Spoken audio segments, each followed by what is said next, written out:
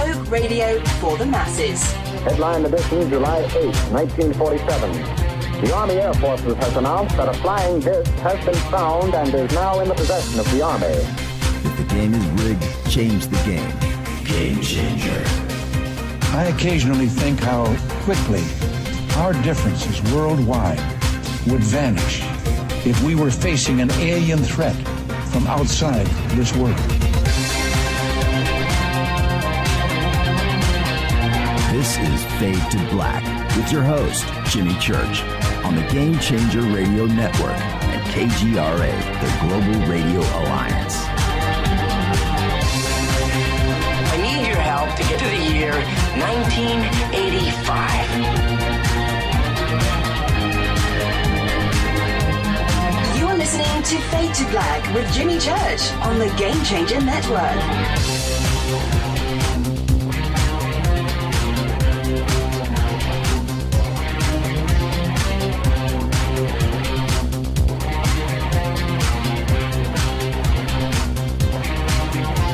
Good evening, Fade to Black. Thursday night, it is Fadernight. This is truly bespoke radio for the masses. Today is Thursday, March 15th, 2018. 74 days into the new year, just 291 days left. We are live from a bunker somewhere in downtown Burbank, California. And I would like to welcome everybody listening all around the world, all across the United States, hither and thither, to and fro, back and forth, up and down, east and west, north and south, far and near. This is Fade to Black for KJCR, the Game Changer Network, and KGRA, the planet. I am your host, Jimmy Church. What is cracking, everybody? How you doing Thursday night? Watching Twitter, just your gifts, the dancing gifts. You know, look, I'm just going to go back and I'm going to like every single one. Is that Chris Farley? That's pretty good. I don't see any Van Halen gifts tonight. There's a peeling out Z28, 1969. That's pretty cool. All right. Good evening, everybody. How you doing? It's Thursday night. Open lines all night long. We've got Jon Rappoport here with his No More Fake Newsroom Live, followed by open lines all night long. This is your show, so let's light them up tonight. The call-in numbers are 323-825-5045 or 323-275-9695. Follow us on Twitter at JChurchRadio. Simple, at JChurchRadio. And like I do every Thursday night, I'm just going to say this. Welcome to everybody. Hello to everybody out there and in the bunker cam. Hello to everybody in the chat rooms and Twitter. And if you are new to the show, Thursday night is open lines. Okay, so we've got two phone banks, 323-825-5045 or 323-275-9695. That's the easy stuff. The other part of this show is Twitter. We use TweetDeck. All right? Church TV walks out on ABC 2 times faker news and blocks of dead air. I'm not sure what that is. Okay, but it's a tweet, right? Okay, so that just popped up in hashtag F2BQ. We use TweetDeck here. And if you're new to the show and you're on Twitter, simple enough, go and get TweetDeck. Hashtag F2B is the sandbox. So just hashtag F2BS. That's all you've got to do. I'm looking at this Strat that's got my picture on it. That's kind of cool. What is that? It's got a Floyd Rose on it. I'm looking at the bird inlays. What would that indicate? I want to see the top of this guitar. That is gorgeous. EMG pickups, black, white binding, Strat. That's where you go right there. Anyway, so there you go. See, that's Twitter. Hashtag F2B is the sandbox. Get Twitter, and then your first tweet out is hashtag F2B. I want TweetDeck. Somebody help me out, and we'll come and run to the rescue, because the sandbox, which is hashtag F2B, is where everybody hangs out, and it's literally thousands of tweets a night. You guys are the best audience out there anywhere. And the participation and the conversations and everything are just fantastic. So come and hang out with us on Twitter at JChurchRadio. Okay. And if you have any questions or comments during the show, just hashtag F2BQ. Curtis just says, is it just me, or are dancers and theater people just a little bit insane, unlike artists and musicians? I would say, you know what, I kind of agree with that. That's a very interesting point, Curtis. Going back, and I thought that artists and musicians were about as nutty as it can be, right? Okay, because I'm both, and I know that circle. Back in the 80s, a ballet group came through. I don't want to say who it was, but they came through Los Angeles, and some friends of mine were just this weird thing. So anyway, after one of their performances, invited up the whole ballet company up to our house to have a party. And it was one of the craziest things I've ever witnessed. It was just, it was off the hook, off the charts. Just when you thought that 80s Sunset Strip craziness was as wild as it got. No, that ballet troupe, oh man, they were famous too. It was out of control. So anyway, I think I'm going to go and agree with Curtis right here. Dancers and theater people, that's a nutty crowd. They really enjoy themselves. They have a good time. All right, so there you go. See, that's Twitter. If you want to light it up, just come over and hang out with us. That was posted in hashtag F2BQ exactly 1 minute ago. You can also email throughout the show, Jimmy@jimmychurchradio.com. All right, breaking news. This was released today, and it's sad. You know, we lost Stephen Hawking this week. I'll talk a little bit more about that in just a bit, and I'm sure we'll be talking about him tonight on the air. But is this NASA's Kepler Space Telescope, which is orbiting the sun from a distance of about 94 million miles away from Earth, is running out of gas. Yeah, it's running out of fuel. Once it has used up all of its remaining fuel, and it only had 3 gallons, by the way, it will still stay in orbit, but lose the ability to maneuver itself and shift its field of view, effectively ending its life. Now, it's only got a few months left, but then it's over. And the funny thing is that it has no fuel gauge. There's no fuel gauge. So back here on Earth, that telemetry comes into JPL, right? And there's no gas gauge, man. There's no gas gauge. Nobody knows, right? But they've done their guesstimates and the maneuvers. So this has nothing to do with the solar power and solar panels that are on it. That's for the electronics. This is for the positioning of the Kepler, right? They need to move it. They want to focus at this part. They adjust it, right? Also, to turn it to point to Earth to download information. It's who forgot this, and why was there only 3 gallons of fuel and not 4 or not 6, double the life? They said that it was designed to only last 10 years. And they're surprised that it's lasted this long, and who knows, it may last longer.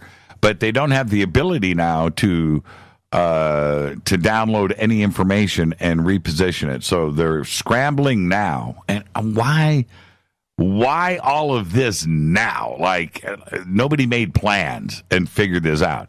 So now they're scrambling to download all of the information that is there and get it back here to Earth as quick as possible.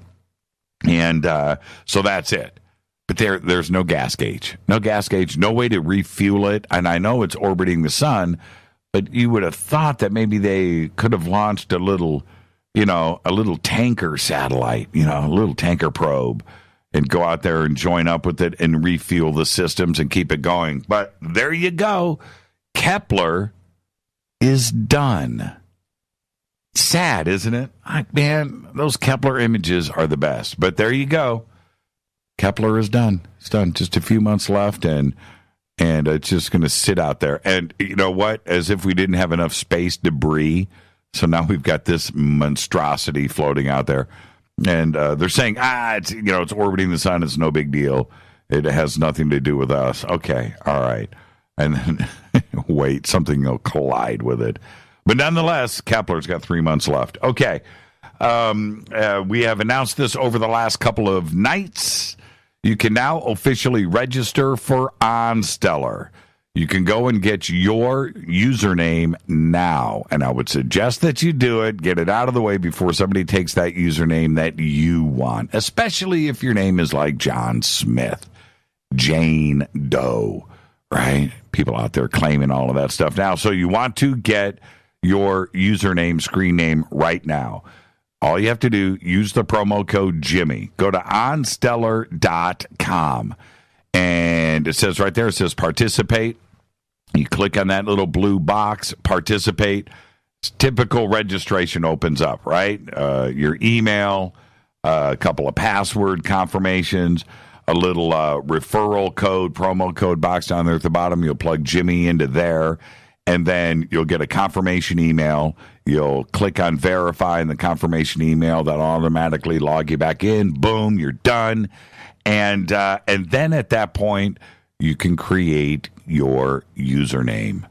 Okay, so go and do it. We have done, you know what? I don't know what the number is right now, but I think it's right around, it's increasing quickly, too, as well. We jumped really good. We're at 130,586 right now. So all you got to do is just click on the participate box and get registered. Promo code Jimmy on stellar.com. This is the first social platform to be based on the blockchain. This is the first social platform for us, for UFOs, conspiracy, consciousness, health, lost history. When you go to OnStellar, you can scroll down and you can see all of the exciting names that we have brought on board as contributors. We've got another 15 or 20 of the leaders of our industry that will be posted here over the next couple of days. We're also doing some other stuff behind the scenes, so we've our key contributors list isn't being updated as quick as possible, but as fast as it should be. But everybody's working really hard on this. But all of the big names are there, and we're going to continue to add them. The platform itself is going to launch in quarter 3. We're looking at July, August, and hopefully we were looking at a target number of about 1 million users on launch day. But if we keep going with this registration rate, man, we may even double that. And how cool is that? And then eventually we're looking at tens of millions of people participating on this exciting new social media platform driven by the blockchain. Right? And what that means is if you contribute, if you write, if you post, if you like, if you unlike, if you whatever, if you purchase, do whatever, and are active on this site, the blockchain is going to create more of our own tokens called Stellar tokens. How cool is that? And you'll be able to reward, you'll be able to purchase, you'll be able to buy books. Our own little community, our own little ecosystem for us. And it's going to be huge. Everybody's going to be there, right? And it's going to be so big, you know how it is, that you're not going to get that username, that screen name that you want. So go now and register. With everything that we're doing over the next couple of months, as we get closer to the launch date, right, which is critical here, you are going to get email notifications. We'll have a countdown date, and that first day, boom, everything's going to hit and run. And leading up to that, we're going to be doing some testing and some beta testing. The system itself is done and running and being tested, but then we're going to go with actual users to go in and try to bust the machine, right? We'll wriggle out those bugs that are there, which are inevitable when you have this kind of platform this big. It incorporates the best of everything, going back to like AOL, the best of Facebook, the best of MySpace, the best of Twitter, the best of YouTube, right? The best of Instagram. All of that functionality from all of those social media platforms that you enjoy are all going to be incorporated here. A one-stop shop. And so the great part about OnStellar is that this is going to be the best social media platform in the world. And it's for us. We own it, man. This is ours. This is yours. This is mine. No censoring. Think about that. No limitations. It's the absolute best. And, you know, and it's built on the blockchain. And if somebody else would have come out with this, you know, and they just launched it as another social media platform, okay, all right, you know, I get that. And with all these cool things, all right, and, you know, I wish that was for us. Well, this time around, we get the best, and it is next. We're going to be doing a lot of promotions out into the media. You know, a blockchain social media platform like this, with this kind of effort put behind it, with the team that we have in place. I keep saying we. It is we. It is a team. With everything that we have in place, the media is going to run with this story, right? And it's about us. This is about our community. How cool is that? I can't wait to hear somebody out there in the media write or speak about this and go, yeah, blockchain, social media platform is the next biggest, greatest thing. And it's for the paranormal community, right? Think about that. OnStellar.com. Go and register now. Use the promo code Jimmy. We're doing great on these registrations. And, you know, every time I click on this, every 5 or 10 seconds like I've just done, it's just, you know, it's another 20, another 20, another 20, another 100, another 50, you know, and it's just climbing and climbing and climbing. It is absolutely amazing how many people we have registered so far. Okay, OnStellar.com, promo code Jimmy, you know what to do. The ECETI Roadshow is heading up the West Coast. It will end its jaunt in Washington State. If you want to go hang out with Ashley and learn all about ECETI and go and gather some knowledge, you can do that. Click on the banner over at jimmychurchradio.com. Their schedule is right there. Our next event, which is the biggest UFO conference in the world, the biggest gathering, is June 1st through the 4th, 2018. It is Contact in the Desert, Indian Wells, Palm Springs, California, at the Renaissance Resort and Spa. Just click on the banners over at jimmychurchradio.com. Don't forget to sign up for our conference for you Fadernauts. It's the Soul Tech Gathering up at ECETI Ranch. You know, I was speaking last night with a host, Tim Ray, United Intentions, and he's never had a sighting. And you heard what I said to him last night. Come hang out with us. I guarantee I do. ECETI Ranch is where the magic happens. And we're going to have 300 of you Fadernauts all in one spot at one time for 4 days of teaching, knowledge, making friends. The journey that you're going to go on over those 4 days, it's just going to be the best. So come and hang out with us. The Soul Tech Gathering up at ECETI Ranch, August 9th through the 12th. Click on the banners over at jimmychurchradio.com. All right, don't forget to subscribe to our podcast. We have over 800 archive shows. I think the number is actually 822. 821. 821 archive shows, custom apps, Apple, Android, just $2 a month. Head over to jimmychurchradio.com and click on that podcast banner. You can also become a Fadernaut over in our membership section at jimmychurchradio.com, where you can get the Bunker Cam. Hello, everybody on the Bunker Cam right now. Commercial-free downloadable archives. And if you get the Game Changer membership, you will get autographed Fade to Black gear, hat, T-shirt, all that stuff. Don't forget all of our sponsors here. Life Change Tea, GetTheTea.com, Rivermoon Coffee. Last night we had Chip Paul on the show from New Pharma, GNU Pharma.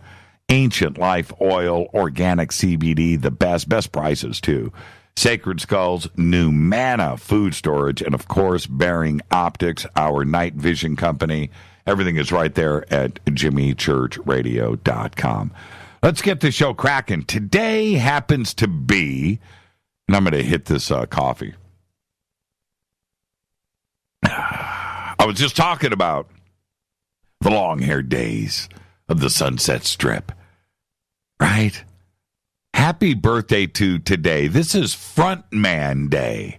Happy birthday to Twisted Sister frontman Dee Snider is 63 years old. Poison frontman Bret Michaels is 55, double nickel. And we can't forget the one and only Sugar Ray frontman Mark McGrath.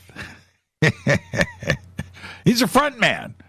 Mark McGrath is 50 years old. And I just got to say this, my old friend, man, I haven't seen him in a long time, Fabio is 59 years old. Mark McGrath. Didn't Mark McGrath, after Sugar Ray, didn't he host like Entertainment Tonight or something? Wasn't he the host of Entertainment Tonight? How do you go from being a legitimate front man, right? And Curtis Mullen says he just joined on Stellar. There you go, Curtis. See? You know what? I'll retweet that, Curtis. That's pretty cool.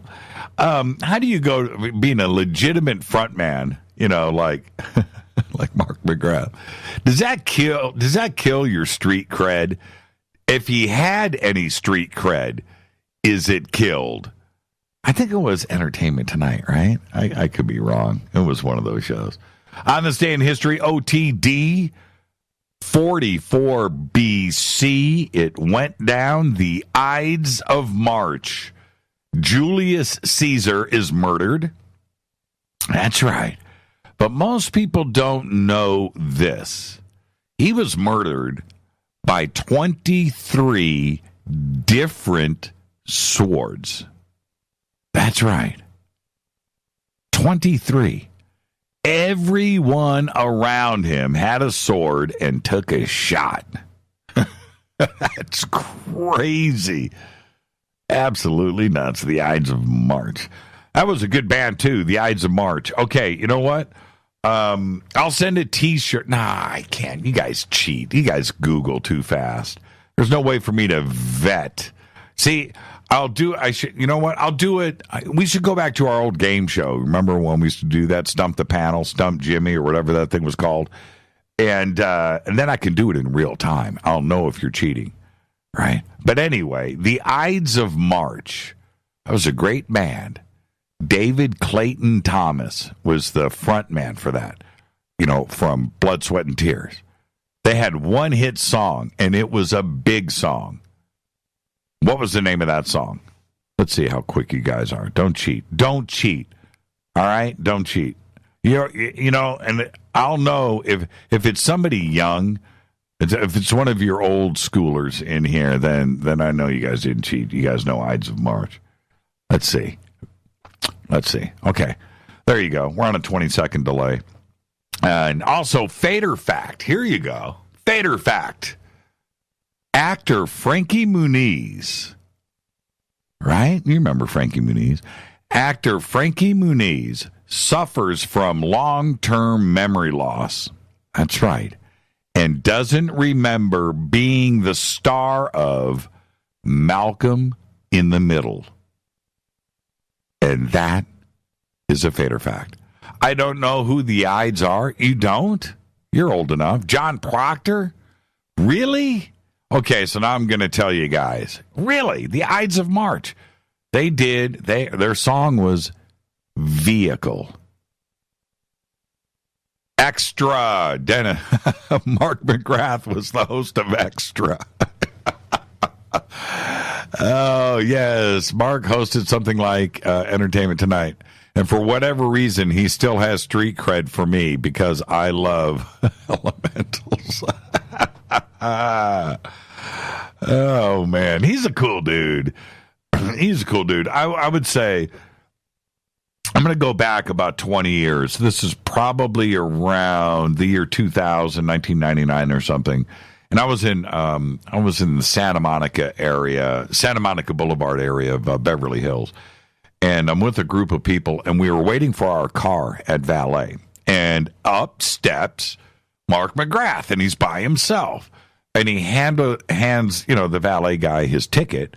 And I'm standing with my friends, and I'm like, man, you know what, man? I'm going to go talk to Mark McGrath. And they were like, nah, leave him alone. I'm like, nah, So I went up, and I rapped with that guy for like 5 or 10 minutes till my car came.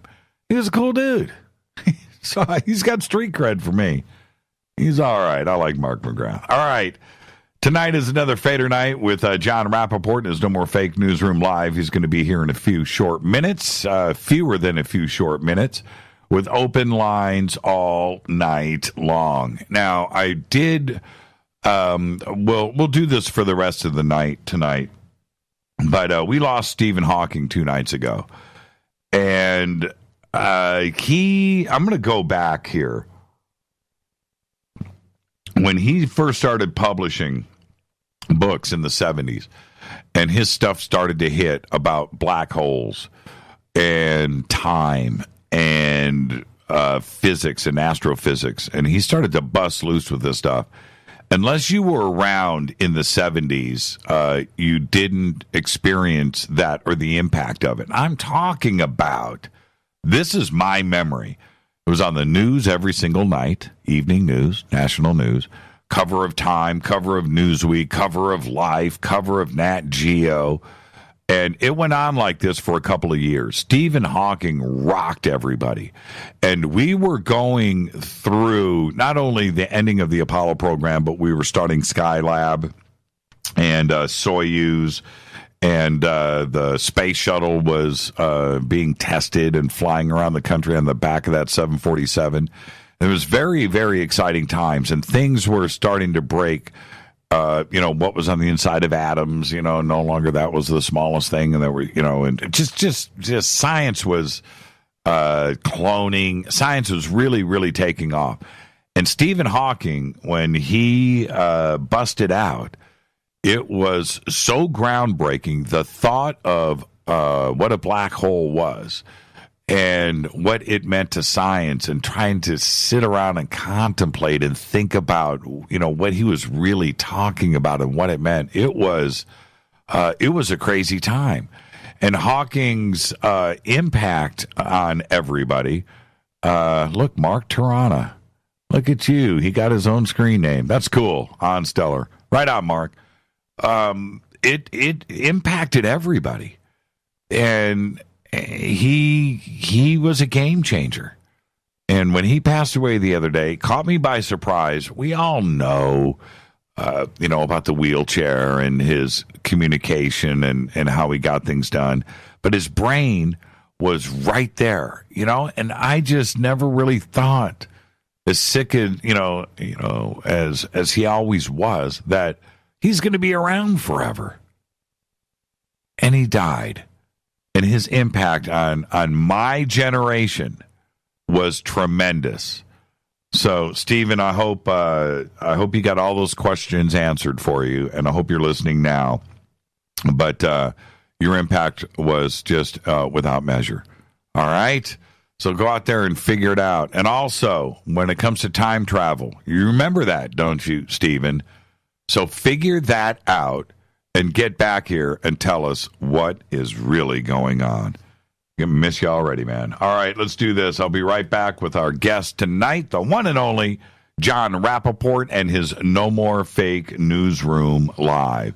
And then at the top of the hour, it is open lines all night long, 323-825-5045 or 323-275-9695. I'll be right back with the one and only Jon Rappoport. Stay with us.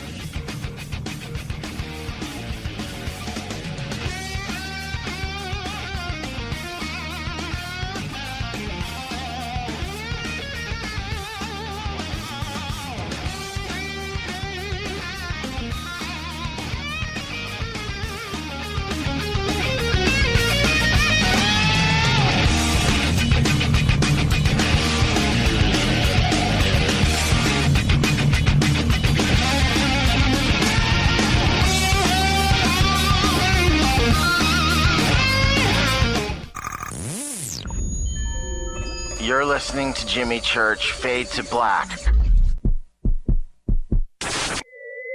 Fade to Black will now pause for alien identification. The station that talks the net. KGRA Radio. When you take the beans from Central America with dashes of Indonesian and African mixed in and then roast it to the dark side of Fade to Black, you create the ultimate brew of fringe. Introducing the Fade to Black blend from River Moon Coffee. Yes, River Moon's darkest customized roast was created for the love of Fade to Black. The alchemy of masterful roasting and smoking the beans is in every sip of this full-bodied, dark Java. I need my coffee dark, deep, with distinct bittersweet chocolate highlights, just like the bunker. Leaning further into the darkness of the roast is Fade to Black blend from River Moon Coffee. Just click on the banner at jimmychurchradio.com and use the promo code F2BBLEND for 15% off of your order today. Go Beckley Teppy. Natural Health Solutions with Chris and Ronnie. Hey, Ronnie, how you doing? Great, Chris. Now, you're the CEO of GetTheTea.com, right? Yes, I am. What is GetTheTea.com? I mean, is this tea you buy in a store? Well, no, it's not. Life Change Tea is just that. Life-changing. Life Change Tea is an herbal tea that gently cleanses your body from intruders. What do you mean by intruders? Well, intruders are toxins, chemicals, GMOs, heavy metals, and more. They're in our food, in our water, in our air we breathe. Seriously? Yeah, seriously. And Life Change Tea will help you with removing these, as you say, intruders? That's right, Chris. Are there side effects with this tea? Well, you might lose a little weight. When you clean your colon, you lose weight, you feel better, and you have more energy. Wow. Ronnie, where can people purchase Life Change Tea? Oh, that's easy. GetTheTea.com. That's GetTheTea.com. Ronnie, I want to thank you for being on the show. People, don't forget, GetTheTea.com. 9 out of 10 geneticists agree. Fade to Black is not your father's radio show on the Game Changer Radio Network and KGRA. The Planet. Win big with KGRA this summer. Tickets and hotel accommodations to the biggest conferences, autographed books and DVDs, chances to win all-inclusive conference cruises, and private dinners with your favorite KGRA hosts. Click the contest tab at kgraradio.com for your chance to win big this summer. Your contact for the best alternative talk radio on the planet. kgraradio.com. Hi, this is Rob Reiner from Anvil, and you're listening to JimmyChurchRadio.com. What's up? I'm Chris. What up? This is Kyle Massey, and you're listening to Jimmy Church Radio. And now, coming to you from the No More Fake Newsroom in deep space, which is the space that we suspect to be true, that the world as it is fed to us every day by the Ministry of Truth is a lie, a false reality, a movie projected on the screen of our subconscious. This, however, is the breakout. All the screens crash. They all go down, and we see the light of day. A new day. No more robots. No more androids. It's the No More Fake Newsroom with Jon Rappoport. Take it away, John. Thank you, Jimmy. Good to be here, as always, folks. Continuing, let's call it an exploration of Brave New World. Been talking about genetic alterations the last couple of weeks here. Want to kind of widen this conversation out a bit this week. First of all, and this you can underline 50 times, scientists know a lot less about genetics than they claim to know. For example, there has been a myth propounded for a very long time that diseases could be traced to their root as the malfunction, let's call it, of a single gene. Single gene malfunctions, you get a specific disease. However, more and more this is being debunked. first of all, if you want to focus on the genes, you would have to say, well, we're talking about whole collections of genes acting in concert to produce a specific disease. On the other hand, we could not be talking about genes at all. So it's the Wild West out there, with many scientists piping up and talking their tall tales. And therefore, when you get down to some very serious genetic experiments involving animal-human hybrids, for example, or simply going in there and doing mass alterations on the genetic structure of individuals, humans, there would be, there is, there will be a tremendous amount of trial and error because, as I say, these scientists know much less than they claim to know. Therefore, you're going to get some very grotesque results in a trial and error system, most of which will be, of course, covered up by the labs in which they are being experimented on.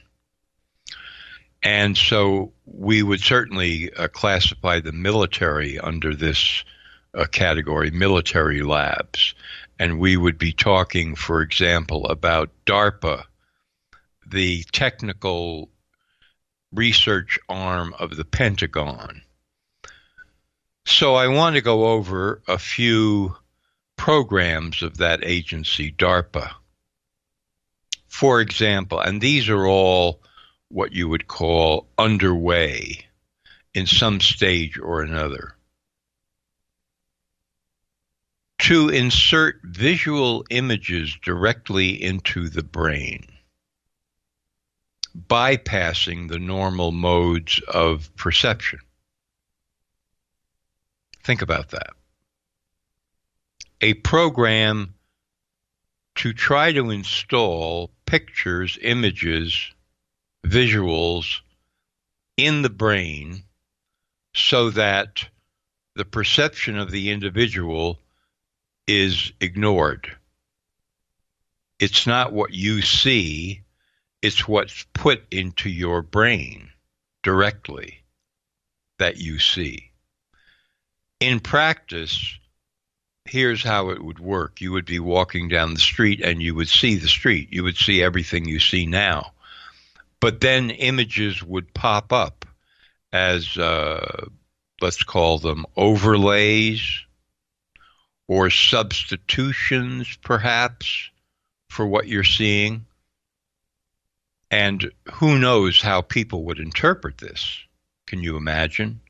I mean, with all the hysteria out there, people would be reporting all kinds of bizarre effects without knowing where they're coming from if the program were kept secret. Well, let's see what we could try on Wilshire Boulevard at high noon in Los Angeles.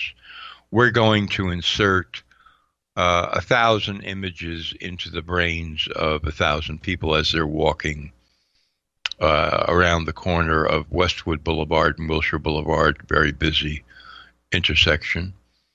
And we'll have observers on the scene and we'll see what happens. Yeah, you sure will see what happens. All right, that's one program. Now here's a much wider program, and I'll have to explain this. Develop gene treatments, okay, to reverse enemies' mass genetic attacks on populations. What does that mean?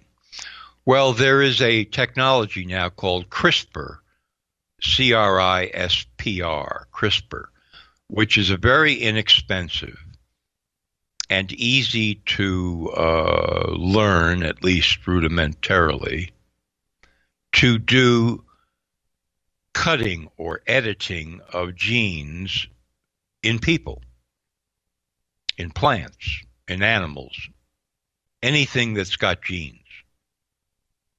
We're going to cut the gene structure right here.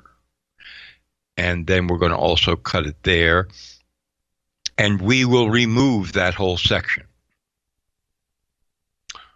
And or now that we've created a space, we will insert these genes there to form a new overall genetic structure. And if you think that sounds bizarre and crazy, you're right, of course, because what would be the effects of doing that? Well, we know exactly what will happen, really. Do you really? Now, this technology is viewed by the Pentagon, you see, as possibly being used by a foreign enemy to create massive mass changes in our population. Therefore, we need to develop some kind of defense against this possibility. And this defense would be some version of prophylactic, preempting gene treatment that would prepare populations for the possibility of such mass attacks so that we would be impervious to them. Baby.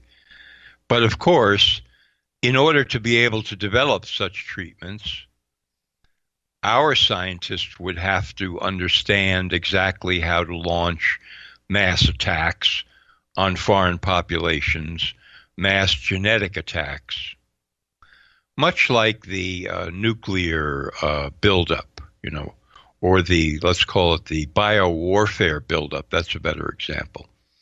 Well, of course, we're not developing any offensive bioweapons here in the U.S. No, we're developing defenses against bioattacks from foreign enemies. But then you discover in the labs that they're actually working to develop the offensive bioattacks, supposedly so they understand them, so they can build defenses against them. But really, they're developing offensive weapons. Same thing here with genetic weapons. Now, how would mass genetic attacks with gene editing be carried out on whole populations? Unknown. Not spelled out. I mean, how do you do that? How do you attempt to, or could you even do that? And if so, how? Oh, here's our enemy over here, X. And so what we're going to do is introduce some kind of mass gene editing on their population. Unknown how this could possibly work, but they're talking about it very seriously because they always talk about threats. Just as I've indicated in my reports on UFO disclosure, you'll find that any time the CIA or the Pentagon has people that are supposedly doing the disclosing, they're usually couching that in terms of, well, we could be looking seriously here at attacks from outer space by alien ETs, and so we have to prepare for that, and that's going to cost a great deal of money, and we need more money here at the Pentagon, et cetera, et cetera, et cetera. So this is a fantastical DARPA program, and they are talking about it very seriously and very soberly. Yes, mass gene editing attacks on populations for which we would need to be prepared by dosing our population with specific genetic treatments that would make us impervious to such attacks. Who knows what kind of treatments they're talking about? They would, of course, couch it in medical terms, but this is so vague and so strange and so bizarre that one would hope that it never gets off the ground in any serious way. But I wouldn't bet on it. Who knows? Here's another one from DARPA. Creating a brain net or brain network, a collective brain network. This experiments have been done on rats with this, with electrodes inserted into their brains. And the idea is to provoke a signal in one rat's brain, which is then automatically transferred to another rat's brain that actually registers the receipt of this signal. And then you would have larger number of rats all fitted out with electrodes. And the idea would be to create this collective brain network among many rats so that when you send a signal, which could be a command to do something or not do something, it would immediately be communicated to the entire brain net or the collective. Why is the Pentagon doing anything like this? Because they're thinking of it in terms of soldiers. Yes, we've got 5,000 soldiers or 10,000 soldiers on this particular front.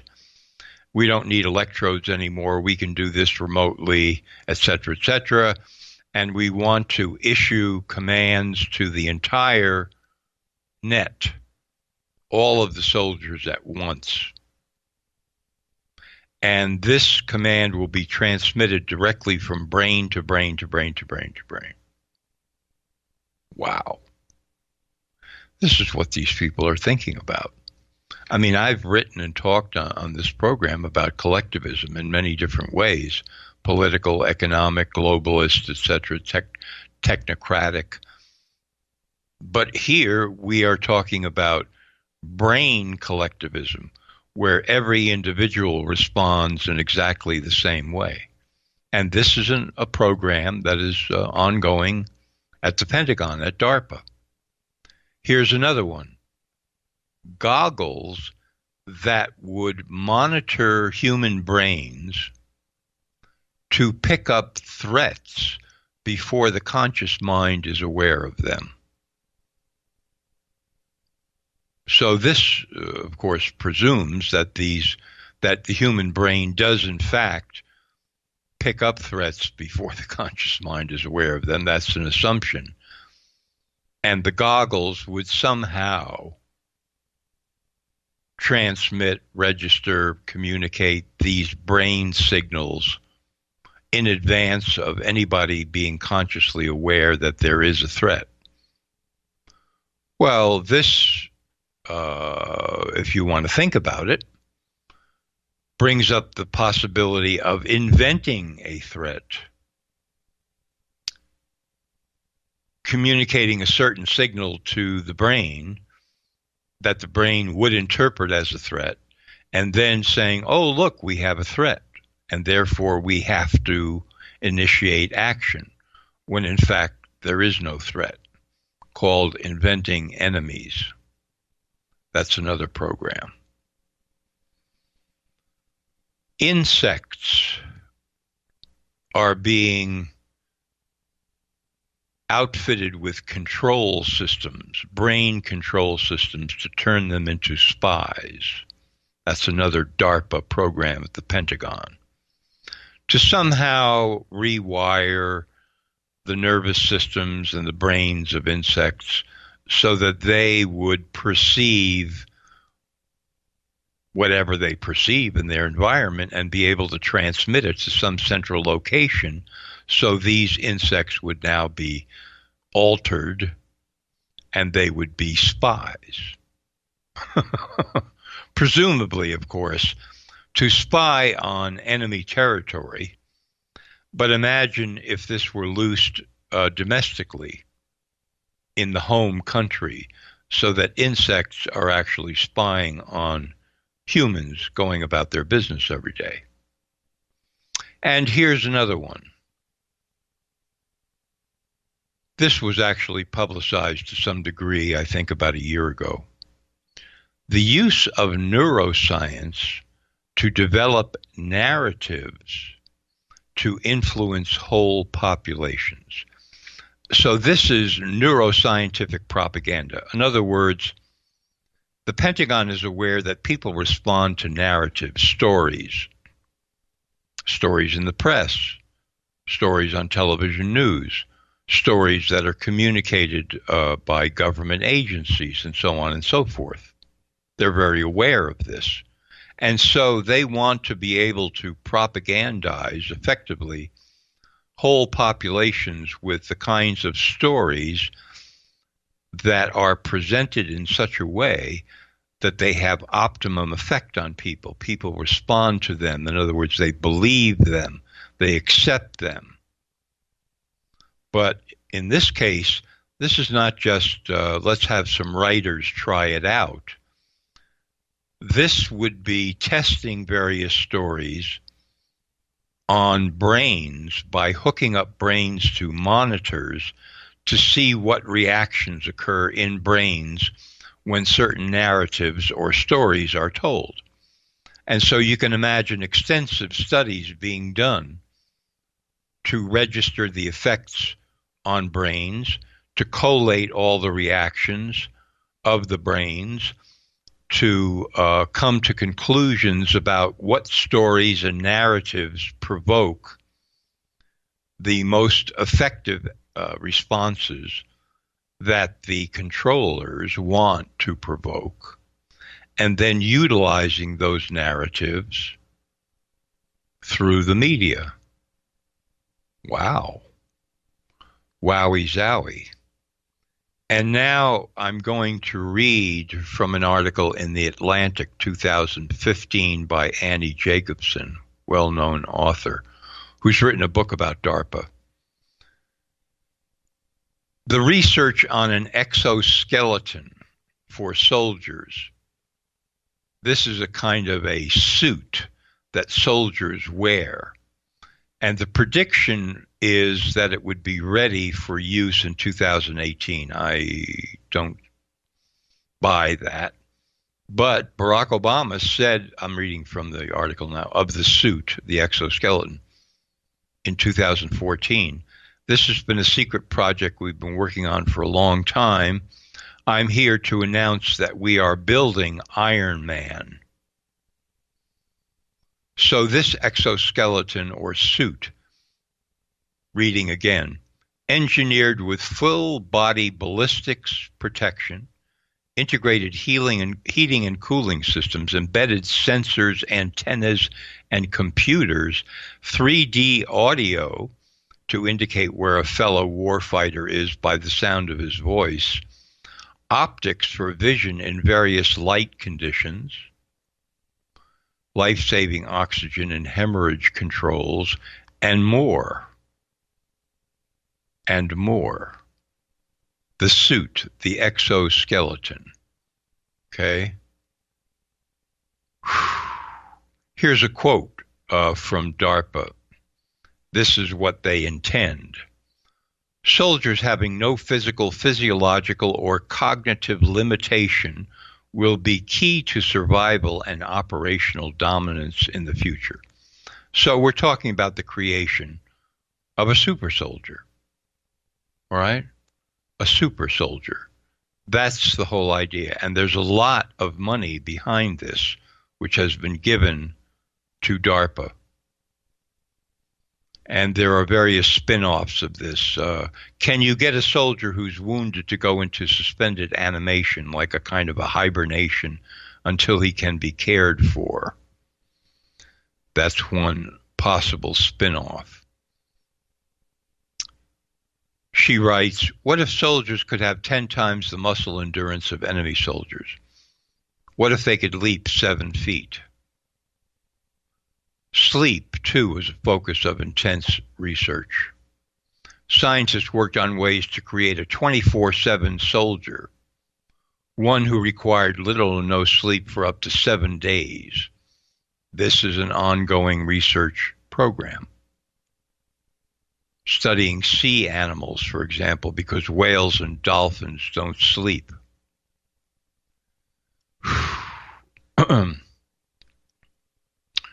Brain-machine interface. DARPA scientists studied how brain implants could enhance cognitive ability. I'm just scrolling down here and picking out quotes. Imagine a time when the human brain has its own wireless modem so that instead of acting on thoughts, warfighters have thoughts that act. In other words, thoughts that are programmed and put into the brain from an external source,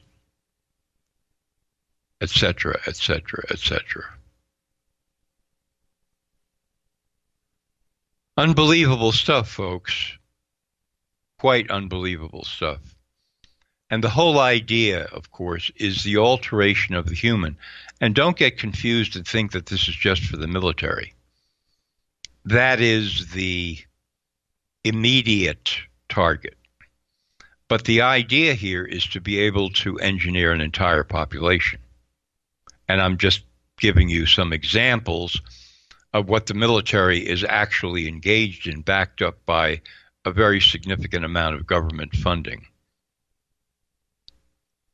So if you were to take these ideas and begin to run with them on your own and see the implications, you would know that we are looking at the wet dream of technocracy, which is to rewire and recreate from the inside out of every human a brave new world that would be promoted on the basis of justice for all, peace, harmony, love, etc.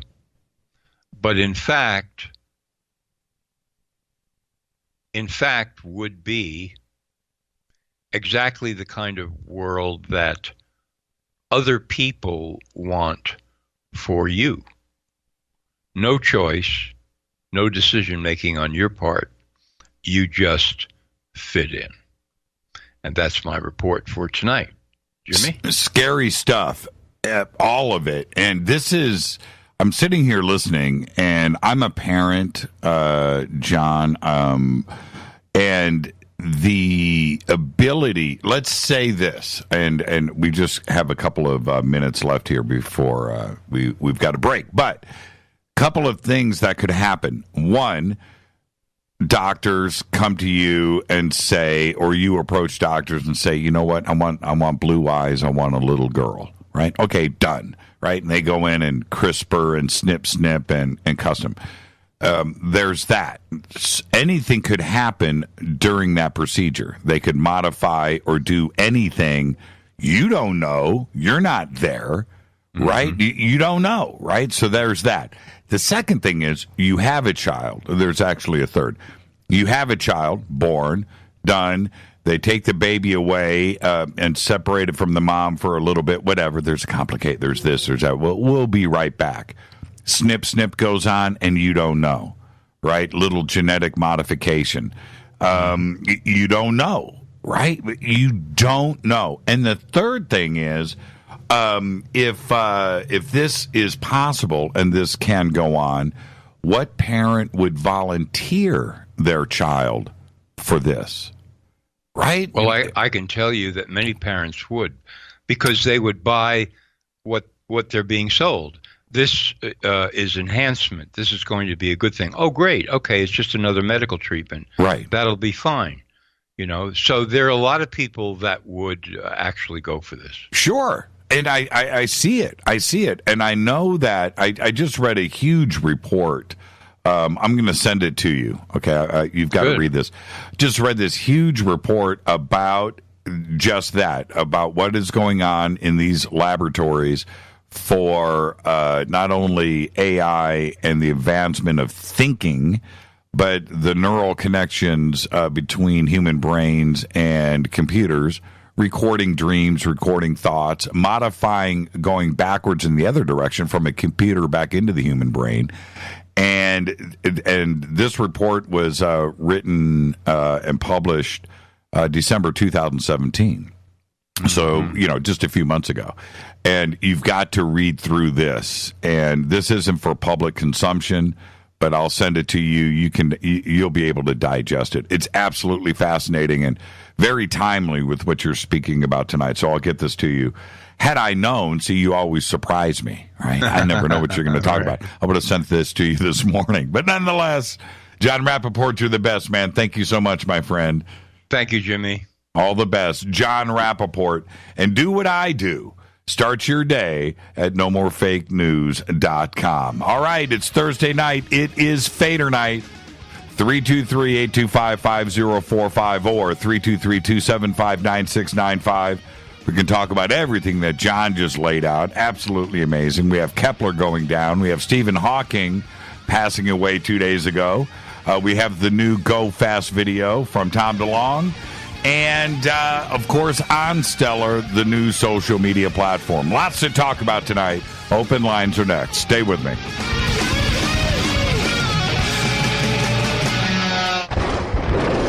This is Fade to Black with Jimmy Church on the Game Changer Radio Network and KGRA, the Global Radio Alliance. This is KGRA Digital Broadcasting Station, Salt Lake City, Utah, Van Buren, Arkansas. Hello, Fadernauts. This is Jimmy Church, and I'm introducing New Pharma, a company whose products are based on science. Human function based on the endocannabinoid system, or ECS. New Pharma firmly believes in this science, and their research indicates that support of the ECS provides the beneficial effects for a healthy lifestyle. New Pharma's science includes relief capsules for pain relief, sleep capsules, which are natural support for occasional sleeplessness. Foundation is support for your ECS, and Fit capsules support your active lifestyle. Just click on the banner at jimmychurchradio.com and use the promo code F2B for a 33% discount on all of their products. Or visit newpharma.com for all of the knowledge on the science. That's GNUpharma.com. Go Beckley Tappy. You're listening to my main man, Jimmy Church, on jimmychurchradio.com. Hi, this is Ray Hobbs here, repping the planet, and you're listening to my good friend, Jimmy Church, Fade to Black, on the Game Changer Network and the KGRA Digital Broadcast Station. This is Toby Kebbell. You're listening to jimmychurchradio.com. Don't hurt me, Jimmy. I'm only little. Hey, I'm Adrian Grenier. And this is Ari Gold. We're the Honey Brothers. Yes. We are of the Honey Brothers. Hey, I'm Adrian Grenier. And I'm Ari Gold. We're the Honey Brothers. And you're listening to Jimmy Church. The Revolution.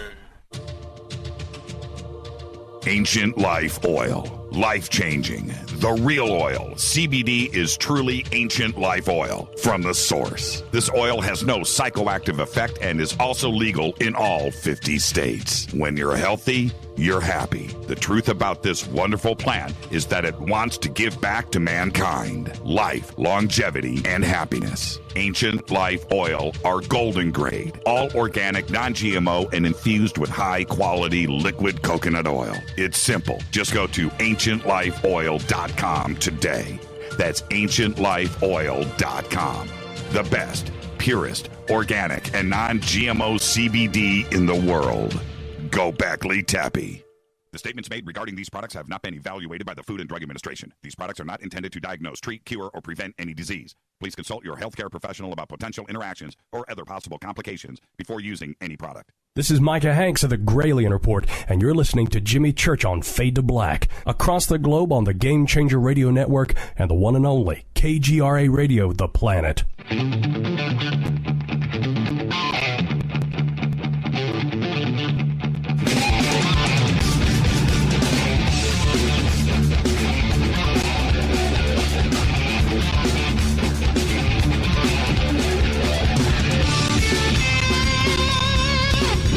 All right, welcome back, Fade to Black. I'm your host, Jimmy Church.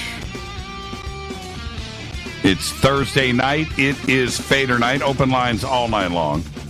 323-825-5045 or 323-275-9695. Lots to talk about tonight. There is so much on the table. But, of course, one of my favorite things from all of you is have you had any sightings lately? What did you go through? Have you incredible sighting in the past?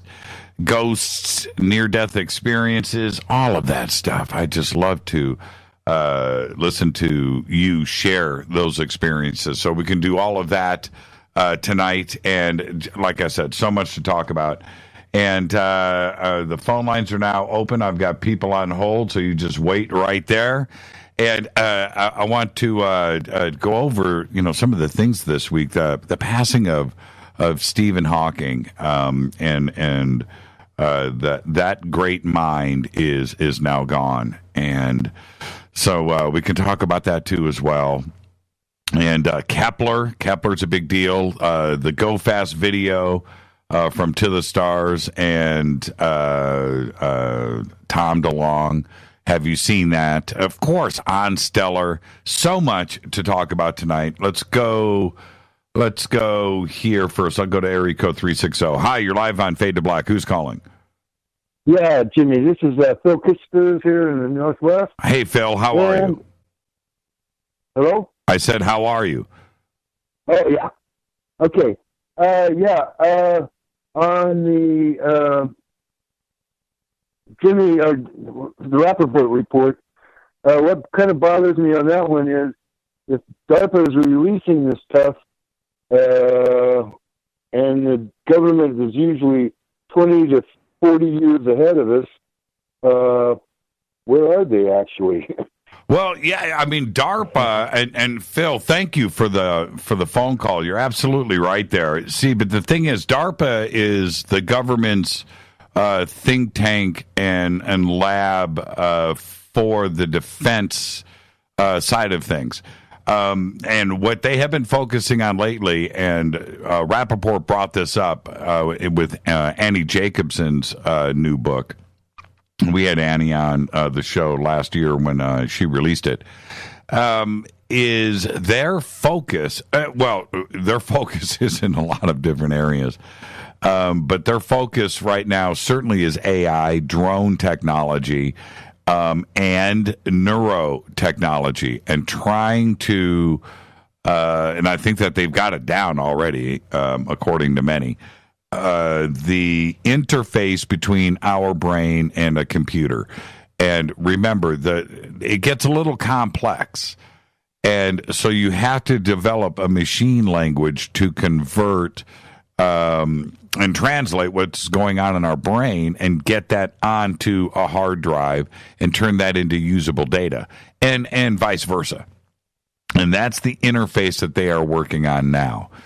I think you are right. That whole 20 years, 30 years ahead, what we know now, but what they actually have and what they're actually working on. That's the scary part about DARPA. The other thing that DARPA is working on, aside from robots, but drones and swarming nanobots. Think about that for a second. That is just, for me, that is just the craziest thing. If you are... let's say you're an enemy combatant, ISIS, right? And you've got your AK-47 and you're skilled at using it, right? Your RPGs, and you're infested in some village or part of a city, and you think you're invincible, right? And you can shoot drones out of the sky. You've got shoulder-fired anti-aircraft missiles and anti-tank weapons, and you're feeling pretty good. You're feeling pretty cocky. And then you look up the street, and you look out of the window, and you're looking for soldiers, and you see a little bit of black smoke.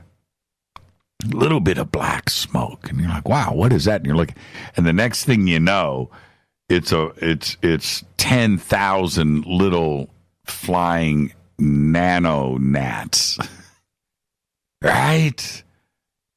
Yeah, landing on you and injecting you with a poison, right? Or anything else, or even something a little bit bigger, maybe something a little bigger that can shoot a little like a 22. Right, one shot, but point blank right into your eyeball, right? And there's thousands of them. You can't shoot them down.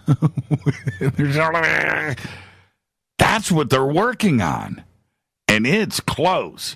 If you haven't been to an electronics store lately, like Fry's or Best Buy, or go to Target or Walmart and go into the toy section and look at the drones that they have.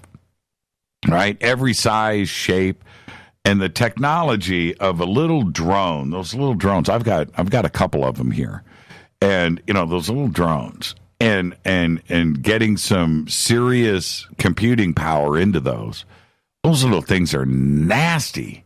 You're not going to shoot those out of the sky. And if you've got 100 of those coming after them, all you can do is run for a few feet. That's it. Before you're swarmed. That's DARPA. That's dark thinking. And that's with, Eric. But Eric just said, Jimmy, stop, please. You're freaking me out. And that what I am presenting to you, there are very smart people thinking up this kind of stuff. Because if I can do it on the fly, on the air, right here, imagine if you had 20 dudes sitting around the table, code writers, scientists, engineers that figure this stuff out, aeronautical guys, and they go, hey, you know what? Cool. They can crank that idea out and go from sketching it out on a napkin and the idea to manufacture quick. And if I'm suggesting it, and I'll tell you something else.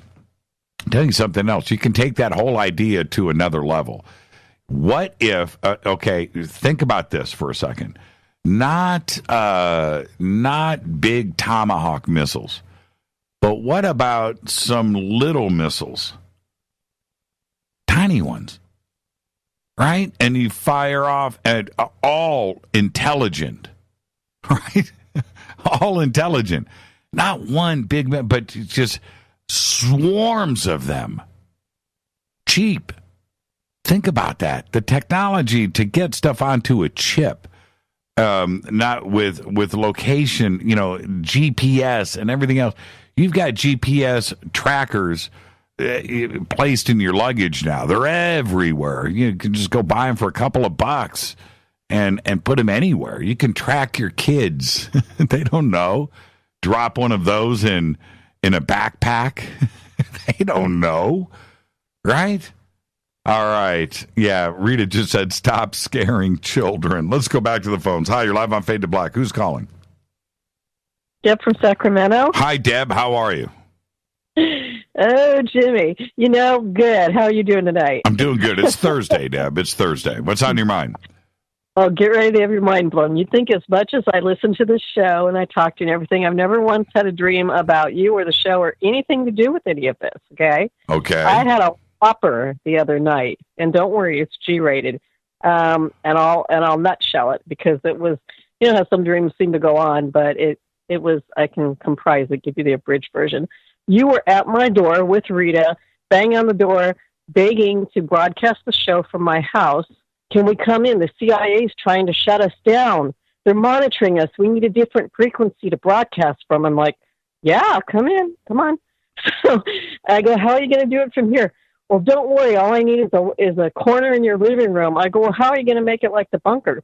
Don't worry. We've got holograms. We've got it all set up. We've got technology. We can fix it. They'll never know. And I'm like, okay. And so you broke out all the equipment and you're setting everything up, and Rita's got her thing going and she's getting on her, whatever you guys use there, your electronics. And you go, okay, here's the key thing. No one can know, where we're broadcasting, so you can watch, but you can't make a sound except on the breaks, Right. And I mates are watching and they're like, who is this guy? What's going on? I go, just let him do his thing, So you get on the air and you're doing your thing and everything. And then on the breaks, when you got the commercials going, all of a sudden I see you take out the Fade to Black coffee and you've got vodka and you're putting vodka in your Fade to Black coffee and you're drinking away on it. And I'm like, am I seeing this right? And he's laughing. She goes, hey, man, that's the real Jimmy Church. Where do you think he gets the patience for all these people? And we're laughing and laughing. And then I'm like, oh, no way. And then finally you get through the whole show. And you're off the air and you're running around the house. You go, okay, time to get to know people. You got any snacks? And you're raiding the cupboards. You're like a wild teenager. And then you go and you throw open the bathroom door. Someone's in there and you got your phone. You're taking pictures of people on the toilet. I It was crazy. And then you're like, where are your vinyl records? Where are all of your old records? And I'm breaking out my Carpenters and my Barry Manilow, and you're laughing, going, oh, my God, you're so square. But you're like, hey, I dig it. And you were laughing and having a good time. And then the dream ended where you're saying, hey, well, we got to go. But before I go, I got Fade to Black shirts for everyone. You're giving us Fade to Black shirts. And you go, thanks for letting us broadcast from here. Hopefully the CIA won't find us. Because they were monitoring and trying to do away with the show. It was crazy. And we're like, yeah. And you go, hey, before I leave, you want to see my green chrome balls? And I go, oh, have you got a picture of it? And Jimmy Reedus going, Jimmy, no. And I thought, what's he going to do? And then I woke up and I was laughing so hard that I thought I was going to pee the bed. It was just cracking up. And I'm like, that's a wild Jimmy Church. I wonder if he's really like that. That's pretty much. No, that's pretty much it. I mean, I got to say, I'm sure Rita's listening right now going, well, that's just a day that's a day in the bunker right there. But yeah, that sounds like a lot of fun. And even the Carpenters, that's cool. Carpenter's Greatest Hits. I'll say it right now. Everybody knows I love my heavy metal. But Carpenter's Greatest Hits, man, that's a good record right there. And yeah, that's good stuff. Yeah, I like Barry Manilow back in the day. There's no doubt about it, man. He knew how to write a song. So I'm with you all the way down to the vodka and the coffee, which I just did on the bunker cam, just to let everybody know. But that sounds like a spot-on, perfect night. So there you go. That was crazy. Yeah. I'm glad you woke up in time before the green chrome balls revealed themselves. Oh, man. Well, see the thing is... What are you going to do, flashes? Well, see, the thing is, we make a lot of jokes about that because of the way that I've always described that I have no other way. And there were many other people that were there. That's what it was. I don't have another way to describe it, but it was like a Christmas ornament, and I don't have another way to do it. So I can't change what I saw. I can't change the description. It wouldn't be an accurate description of it. So you know what?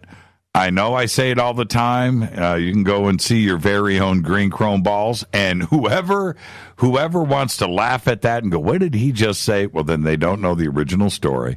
But two, it's our own little thing to laugh at. I'm okay with it, because that's what it was. Dang it. That's what it was. All the jokes that you make and the River Moon Coffee, it was all incorporated into the stuff you always talk about, all these little details. Well, what's funny is we'll have guests over at our house, or like the Conscious Life Expo, or even Contact in the Desert, and people hear me talking so much about the Fade to Black blend, and then when they see it for real, they'll go, oh, you really do? Oh, we thought you were just joking. And that's the other part that's, we'll have people come over all the time and we'll whip out a bag of Fade to Black blend and start making the coffee, and they almost can't believe it. They're like, oh, so it does exist. Yes. Oh, and then they taste it. That's the other part. Man, it's even good. Well, what do you think? But it's all a part of our life, and I'm glad. It sounds like a really fun dream. It was bizarre for sure, but very funny. You know how sometimes in your dreams, when you're laughing, it's funnier in your dream than when you wake up, and you're just like laughing extra hard in your dream, and you wake up, and then you kind of wake up out of it, and you're like, oh, it was funny, but it wasn't that funny. But in the dream, it's funny. Oh, well, yeah. I mean, you can laugh at your dreams all day long, and then you tell somebody about it, and it doesn't have the same impact. I mean, or a scary dream, something terrifying, and then you tell somebody about it, and they're like, dude, what? It's not that scary, but you wake up terrified. Have you seen, before I let you go, have you seen Homeland? No, I've seen commercials for it, but I haven't seen it. What's really funny is now you need to go watch it because you're going to go through a serious deja vu. In Homeland, I forget the actor's name, but and it's a carryover from last season. They've got a guy on there that is like Alex Jones, right? Kind of talks like him. He's a renegade conspiracy, right-wing alt radio guy, right? And so he's getting the nation all fired up. He's involved with, criticizing the regime, the White House, and all of that, just all of that stuff, conspiracy theories, and he talks like I almost said Rush, like Alex Jones. Well, Rush Limbaugh too. So anyway, this season he goes rogue and he goes on the run, and he's broadcasting on the run because the government is chasing him down and for whatever reasons. And so he's doing it from all of these crazy locations, in the backs of, gas stations or, whatever, different houses and things, warehouses. And so that's, I don't want to give it away because you haven't seen it. So, but anyway, start with season 2. Start with episode 1 this season. I think they're in season 7. And it starts with that, with him and how that plays out over the next 6 or 7 episodes. So go and watch it. It's pretty funny how it's very similar to your dream. You're just going to go in a deja vu. It's going to be really cool. I'm glad that you haven't seen it. Even on even your commercial, it says, we listen to you, or you listen to us, and we listen to you, or whatever, and so does the CIA. And in the dream, it was the CIA that was chasing you. Right. So it's just weird. Like I said, all the things that incorporate on your show into it. But yeah, I'll definitely go watch that. I'll let you go, Jimmy. I know you got to go. Yeah, there you go. And thank you, Deb, for the phone call. And sure. Absolutely. Have a great night. And see, the whole, you never know. Let me just say this. You never know who's listening to this show, right? You never know. And this week, this was posted up, and you guys are going to think I'm making this up, but John Oliver did a rant on his show a couple of days ago. And I immediately filled up. I forgot to mention this to Rita. Rita did. She probably saw the same stuff. We haven't talked about it yet. But John Oliver did this rant about Bitcoin being compared to Beanie Babies. I was like, what? Now, I didn't go back and listen to it. I read some excerpts from it, and then a couple of the mass media sites out there picked up on it. But isn't that interesting? Now, if of all the comparisons, right, of anything that you could do, you did that. Now, I'm touched. Now, I'm not sure if John Oliver listens to this show, but certainly I would suggest that his writers do, producers do. Somebody at John Oliver listens to this show and then went back and wrote out this skit for him, and he went and ran with it. But how cool is that, right? That's all I got to say. Doesn't matter to me. I don't care. But when that happens, it just, you got to sit back and go, you know what? They're listening. And how cool is that, man? And I got, I had so many people that from both sides going, dude, you can't compare it to Beanie Babies. Oh, so you invested in Beanie Babies. Where's your intelligence? I had the other side. I never invested in Beanie Babies. I bought them because I had a 1, 2, 3, 4-year-old daughter that loved Beanie Babies, and I got pulled into the Beanie Baby world. And when you get pulled into the Beanie Baby world, when your daughter says, I want that one, and you go, okay, and you go up and you look, and the price tag says $800, you're not, right? So that's when I got sucked into it. But anyway, and then I had other people writing me going, dude, I totally get it. I totally get it. You're absolutely right. But to have Oliver turn around and do a skit on that, a rant comparing Bitcoin to Beanie Babies, I dug it. I had people going, hey man, he ripped off your... No, he didn't, man. He did not. It just whatever. And if it's out there, it just goes to show you, the audience, that, people listen to this show. And hopefully the CIA does too. They do. That's I often wonder, and I have to. All right, if you're on hold, stay right there. Okay. I don't know who tries to influence me. I get a lot of crazy emails. I get a lot of suggestions. I get a lot of things. I get, call me, here's this. I've got this story. It involves this and this and this. And it comes at me all the time. And my research and my interaction is only with those that I know, right? That's it. Those are my phone calls from that. I don't talk to anybody that I don't know. I ain't going to take that call. And, but I often wonder who is trying to get at me, because that they're trying to. And they have probably figured out pretty quick that they can't, right? Right? So have they given? No. There are a few out there, maybe 2 or 3 names of people that I've interacted with over the years that I don't interact with anymore. And I've often wondered, do you think, right? And I don't want to go down that rabbit hole. I don't want to think like that. But it's pretty strange to me that I've had a few people over the years try to suggest or try to use the power of suggestion and try to say things to me to get me to think or point my mind in another direction. And I never bought, right? I never bought it. I never did. And those that tried to do that don't call me anymore, right? Yeah, I almost feel like dropping some names right now. I won't do it. Just won't do it. But I just find that interesting.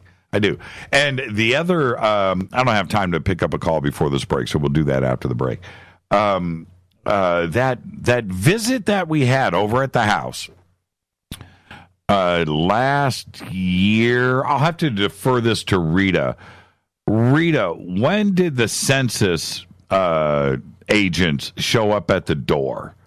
Was that last summer or was that the year before?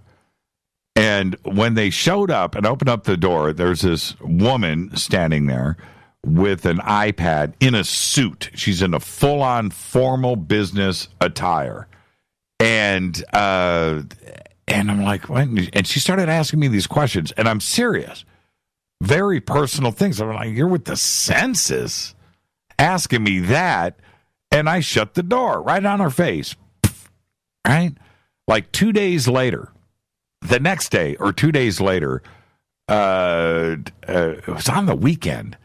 2 days later, it rings, and I go, and she's there, and she's got like two or three big dudes in suits standing behind her, like football player guys.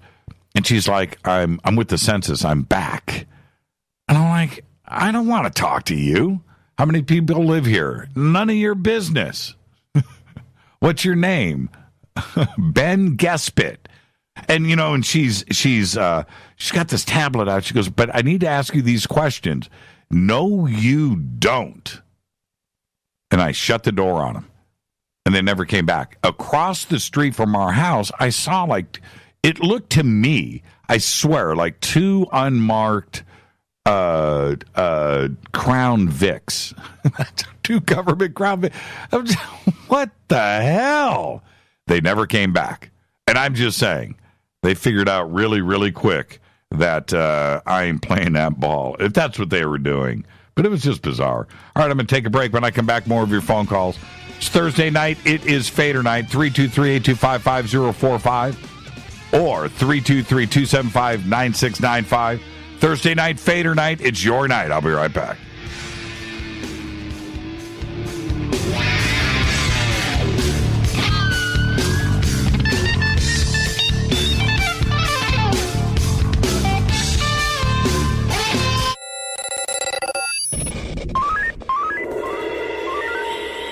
here. We listen to Jimmy Church. You're listening to Fade to Black.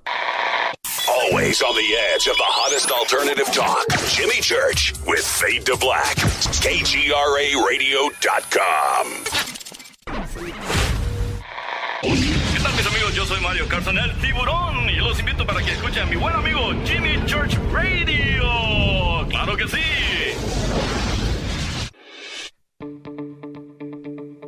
Hurricanes, earthquakes, wildfires. This year we've experienced more than our fair share. This is Jimmy Church of Fade to Black, and last month I decided to make sure my family does not have to worry about food should we get caught in a real emergency situation. Introducing Numana, a healthy, storable product that tastes so good that you'll want to eat it every day instead of just during those times of duress. All Numana products have a 25-year shelf life, are MSG and GMO-free, no preservatives, and are made in America. With the Numana pack in your home, you'll be able to sleep at night knowing that you've protected your family. Not only have I tasted and tested, I own it. Now you can too.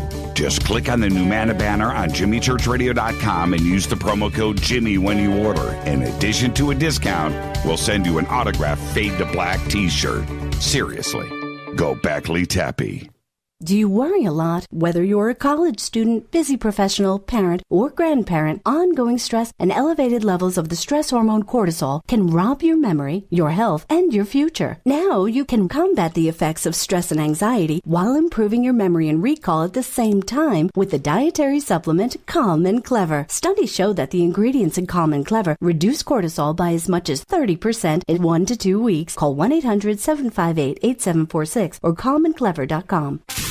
You listen to us, and we listen to you. And so does the CIA. KGRARadio.com.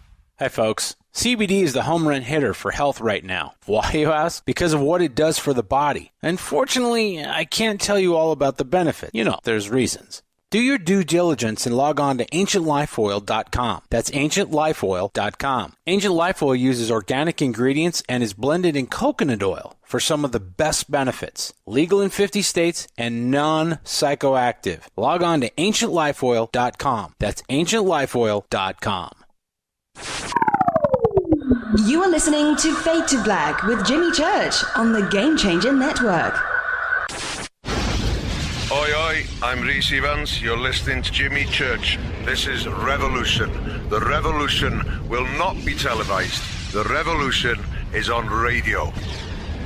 Ciao.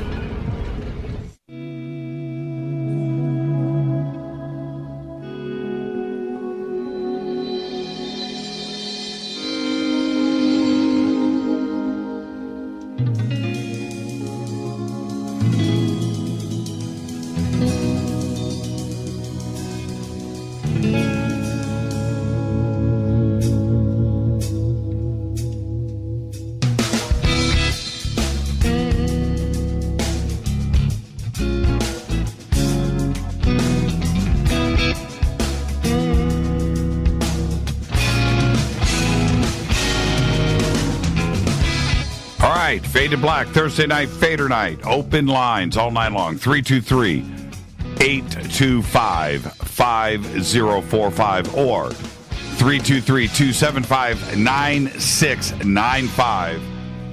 And a few of the things that I'd like to talk about tonight is first the passing of Stephen Hawking.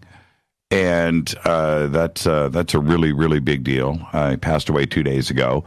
And what are your thoughts on that and his impact on physics, Einstein, of course, black holes, time travel, alien and ET contact, which is something that he was pushing for over the last couple of years. He had a Russian billionaire, and they were they got this project together. They wanted to go out to Alpha and Proxima Centauri and check for alien life right there, 4.5 light years away. So yeah, all of that with Stephen Hawking. So I would like to talk about that and get your thoughts on that. Also, that Go Fast video that was just released from To the Stars. And I've read everybody's comments in Twitter and Facebook and certainly your emails and stuff that have come in the post about that video. And I was kind of shocked to see more. It was more of a negative response, and also coming in from the media too as well. The media was driven by publicists and PR firms, right, to get that story out. Well, they did their job, but the reaction from everybody was very, very ho-hum. So there's that part. And, of course, OnStellar, I want to talk about that. And when it comes to OnStellar, which is this new social media platform that we're launching, I would like to hear from you. We have the ability right now to get the very, very best social media platform for not only us and our community, but just in general. What is it that irritates you about different platforms out there, Facebook and Instagram and Twitter and of course, YouTube?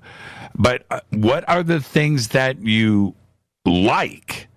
What is it that you need to have about OnStellar? What is it that you need to have incorporated into the platform and to make sure that it's there? So these are very important subjects. We live in a social media world today, and so much of our time is spent there on different platforms.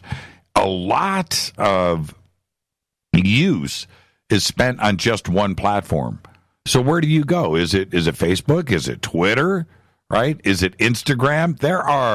I have friends out there that only use Instagram. They don't have a Facebook account. And if they have a Facebook account, they don't even pay attention to it. Right? So there's all of these different aspects about social media for me that I need to hear from you. I'm in a position right now to help implement change.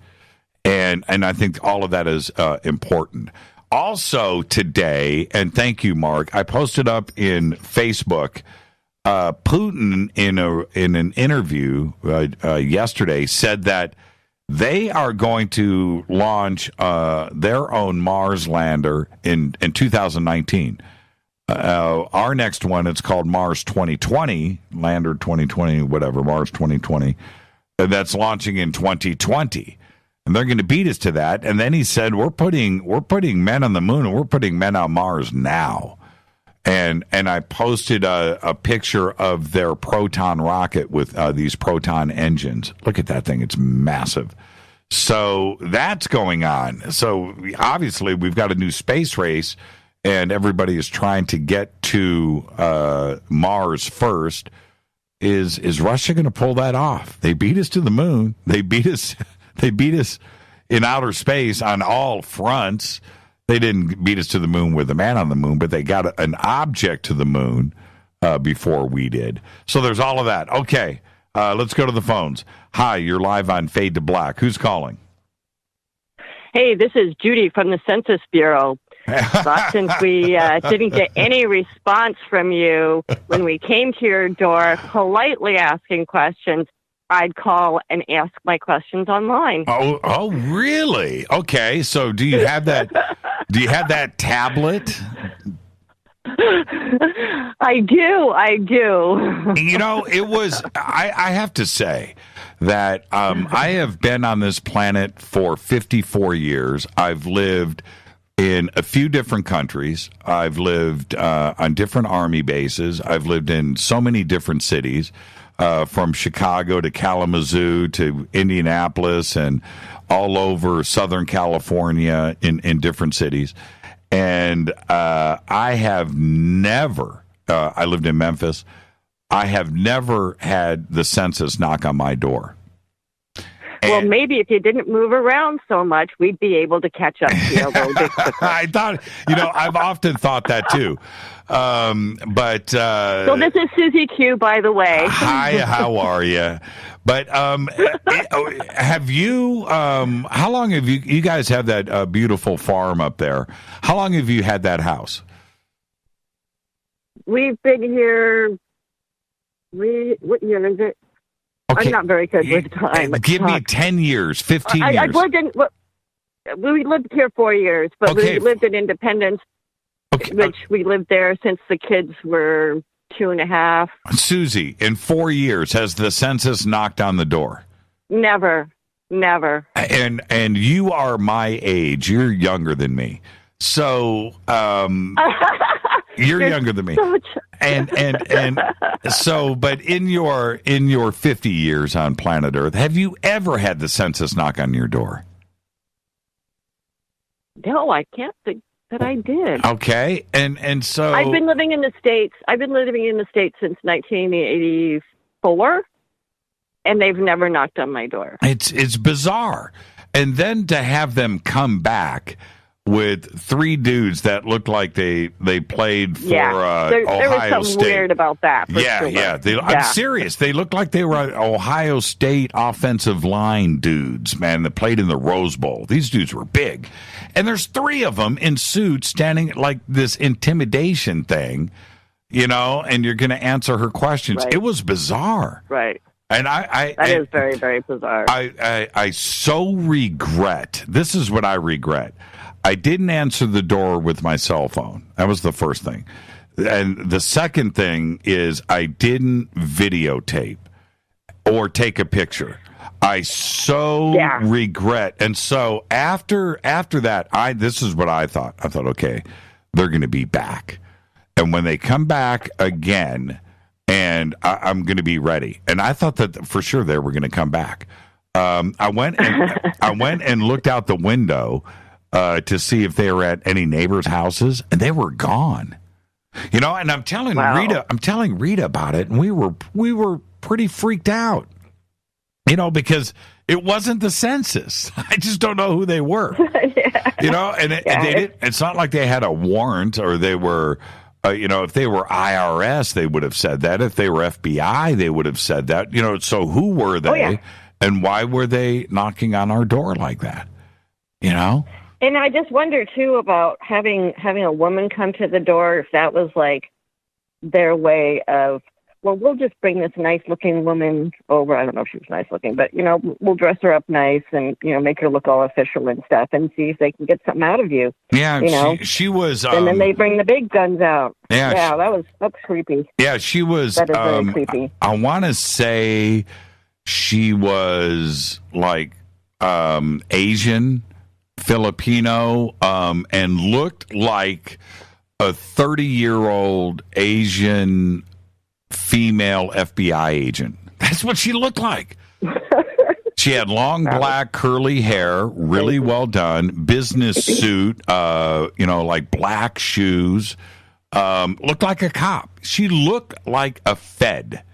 You couldn't get any more Fed. And so as I remember when both times I shut the door and I thought to myself, if somebody was working for the census, knocking on doors, wouldn't they be like unemployed, temporary, not unemployed, but, temporary not help? Dressed all that great. They don't hire.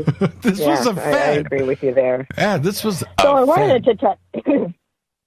I wanted to talk more rainbows and butterflies because I really find myself frequently, I want to get into, reaching into my own inner growth and my own, spiritual growth on the planet and whatnot. And I get sucked in frequently to all the negative stuff that goes on around us. And I was just reading something today because this weekend I'm doing my Reiki Karuna Master training. I'm already Reiki Master, but I'm doing my Reiki Master Karuna training, which is really supposed to be intense. And so I was doing a little bit of prep, and I was reading out of my Reiki manual, and I think I was looking at the newsletter from the Reiki.org group that does a lot of the materials for teaching. And one of the things he talked about was bringing in positive energy to the positive parts of yourself as opposed to the negative parts of ourselves. And when we focus on the negative, and you don't have to be a Reiki master or a Reiki practitioner to do this, but when we focus on the negative parts of our personality or our life or whatever, what we're really doing is feeding that part of ourselves a lot of energy and allowing that to kind of grow and fester and just go crazy. And meanwhile, that positive parts of yourself are starting to sort of decline, and you're just kind of wrapped up in all this negative stuff. And, you know, we get sucked in by Facebook posts, especially. We get sucked in. You know, I just got sucked into this drama that was going on between two light workers on my Facebook, and it was like, I just totally got sucked into it. And I'm like, why am I wasting my time with this? Both parties have a part to play. Both parties, you know, one may be more right than the other. It doesn't really matter, but you need to let that shit go. Oh, I'm sorry. Beep. Yeah. You know me well. You know me well. Yeah. I know. And you would think, and Susie, thank you for the phone call. And the one thing that I want everybody to get out of this phone call is that and especially with social media, you don't know, these people that fight with each other in social media don't necessarily know the other person or the face or the facial expressions or the tone of what's being said in a typed message. So it gets taken the wrong way.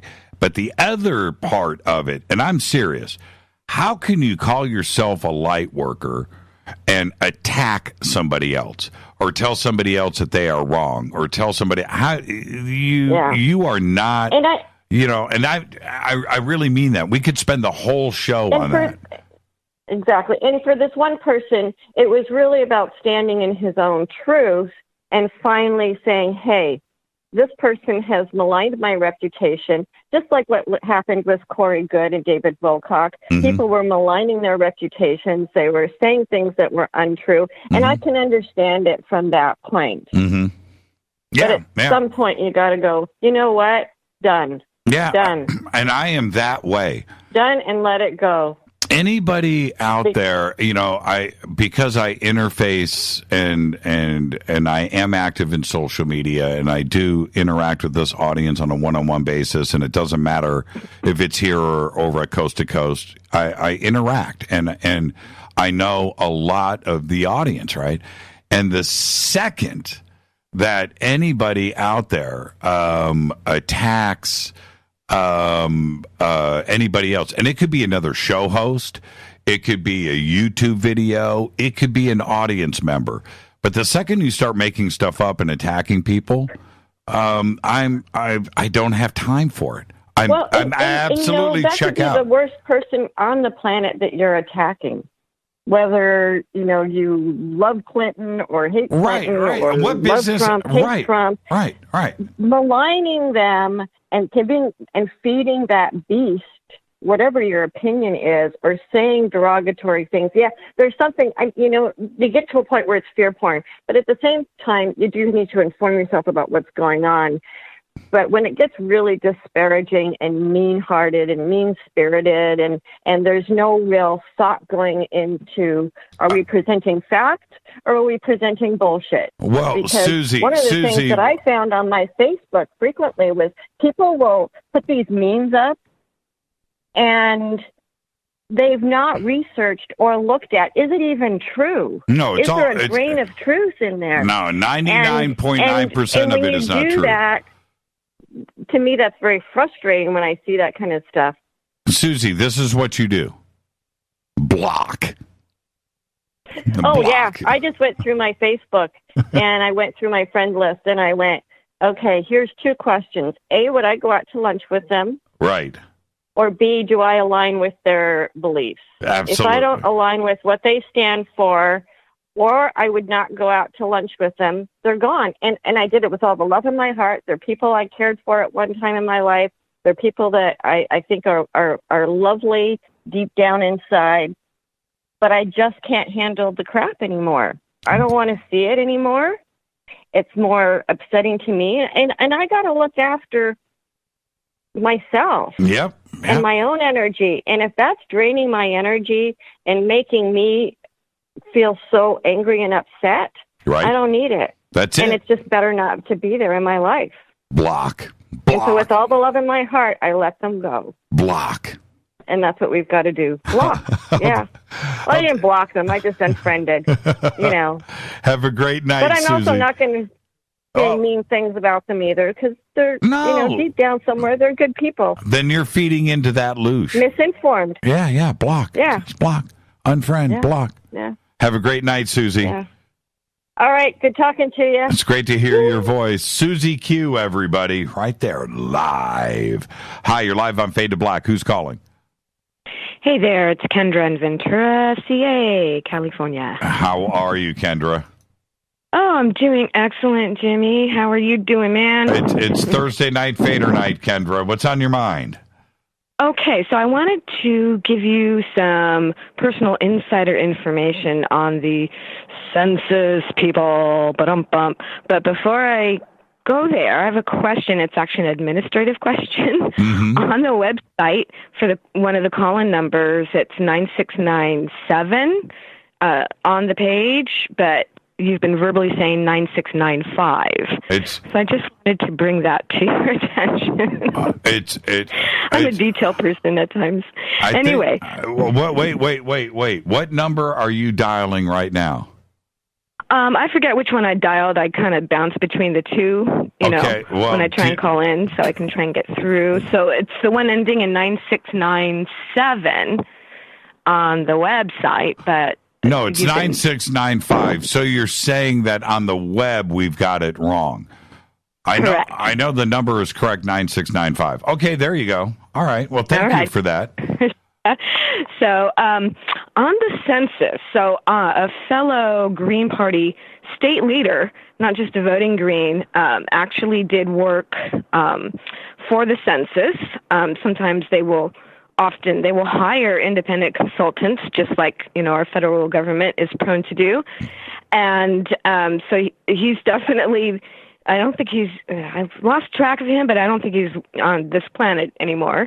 He's parted, but he was the opposite of, any kind of weird federal, what have yous. He's a very green guy, and very active in the Green Party, but he just took it on as well paid. And, so they have all sorts that go around the country attempting the census. And it's supposed to be, the report comes out every decade. So I don't know when you had your experience, if it was close to, I think 2010 would have been the last one that came out, and then 2020 is the next one. So the questions you were asked kind of are appropriate to what the task they have is. And then I've also had the census taken from me at one time, and I'm like you, I've moved around a lot, definitely a gypsy. And they found me at one location. So anyway, I just wanted to share that. All right. Well, thank you for that. It doesn't, and I hear you, and thank you for the facts. But those were feds at my door. Thank you, Kendra. Behave and be well. I mean, it's a government agency, and they sure have staff that are actual federal agents, but they do outsource. And, so it's a real thing. But yeah, of course, they're going to probably be gathering intelligence while they're out there at the same time. So maybe your name was on the list of, make sure to get the information from this guy. Yeah, I know. That's the way I felt. Thank you so much, Kendra, and have a great, safe weekend. Hey, man, take care. Slapping the beans. That's right, slapping the beans. I'll talk to you, Kendra. Thank you. Those were feds at my door, and they were driving the Fed car, Fed Fed suits, Fed tires, Fed hats. Hi, you're live on Fade to Black. Who's calling? Hey. Yes, you're live. Hi, Jimmy. This is Jay. I'm calling from the East Coast. How you doing, Jay? What's on your mind tonight? Doing well. I'm Cosmic Crush on Twitter and TweetDeck there. Oh, okay. Everybody, it's Cosmic Crush on the line. What's on your mind, Jay?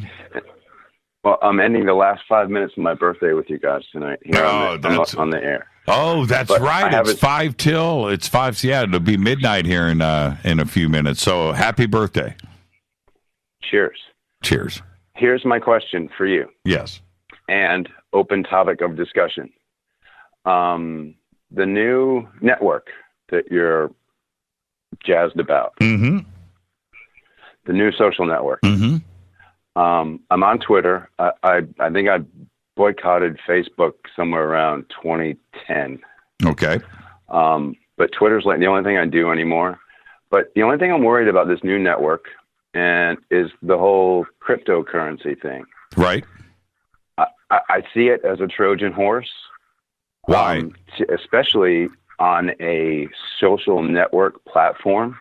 Well, let me look, you don't have to. This is the thing. You don't have to do anything with it. Okay? So you go and you sign up and you start your little page, right? Just like you do on Twitter or anything else. You go sign up. Right. You're going to be given a little wallet right there, and you're going to have 25 tokens in it, right? You don't have to do anything. You don't have to you don't have to go open up an account. You don't have to do anything. If you choose to, you can, but you don't have to do anything with it. Right. I'm just leery about any of this cryptocurrency. And I think I like the whole concept of the network. I'm just leery about the whole cryptocurrency aspect of it. I think it's just a Trojan horse. What's a Trojan horse for AI? Okay, yeah. Well, so then explain to me how we've got like 2 minutes before we go to break, okay? But I would love to hear so you get your 25 tokens, right? And you go to Richard Dolan's page, and he's selling his books there, and you buy AD After Disclosure for 5 tokens, right? And you get the book delivered in the mail. You don't know how the book got, whatever. It gets ordered and it gets delivered in the mail. How is that a Trojan horse? Any different than if you went to Amazon and used your credit card and ordered it and had it delivered? What's the difference? Okay, well, my credit card is based in my cash flow. Right, and well, so is this. Bank account. So is this. It's the same thing. Okay. But it's just, I think I have a feeling the whole Trojan horse part about it in my theory is it's just to get people used to some other kind of currency, just like Bitcoin, like all the other ones. Right. And all of those are literally is a Trojan horse straight into AI. Right. Okay. And I understand. I totally respect what you're saying, and I want to listen to everybody. But when you have a blockchain, the blockchain is distributed and everybody has access to it, and it's accurate, and there's a ledger there, and all transactions, it's completely transparent. And so that's the part of it that I dig, and there's no mistakes. It has to be verified. So that's what I like about it. I'm talking about the blockchain. Bitcoin, that's a whole other thing. That's an investment. This is a token, okay, and so this is used to trade with, that you can use and trade with, and it's a different mindset. Bitcoin, that's an investment. Treat that as an investment. But this is different. This is a token-based economy to help those in our community.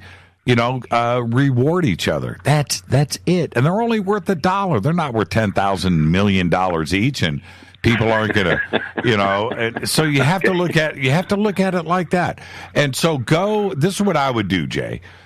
Go register and hang out and check out the platform. Do everything that you do on Twitter. Do it there. Check it out. And if it works for you, great. I think the freedom of thought, no censorship, creativity, the man not bringing us down. We're in control of it. Finally. I love all that. Yeah. Love it. So just go and hang out, man. Awesome. Just go and hang out. Did you register yet? Did you register? Yes, I did. What's your screen name? Cosmic Crush. I knew it was. I just wanted to hear it again. Hey, Jay, have a great night, man. And great questions, and I'm happy to answer all of them. Thank you very much. Jay, behave and be well. Go Begley Tepe. That's what I'm talking about. Happy birthday. Go Begley Tepe.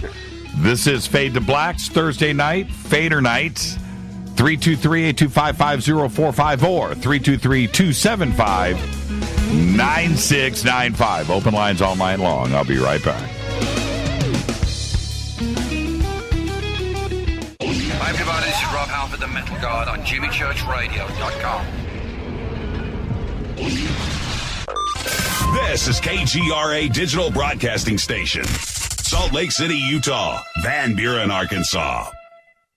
Okay, nurse, let's get this man to the ER stat. Right away, doctor. We see this every day. Heart attack or angina pain due to blocked and clogged arteries. Chelation can remove obstructions or blockages from arteries and help avoid painful and expensive surgery. Now there's Angioprim. It's a liquid oral chelation product that you take with juice. You start to feel the results fast. Angioprim increases blood flow all over the body, and that means more energy and strength to take on the day with less aches and pains. 60 years of research has gone into chelation, and Angioprim is the result. A safe and easy way to unblock your veins and arteries from buildup that slow circulation. Paging Dr. Jones. Please report to the emergency room right away. Log on now for a special radio offer from Angioprim. That's angioprim.com/radio.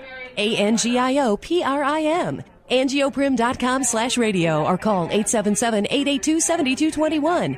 That's 877-882-7221.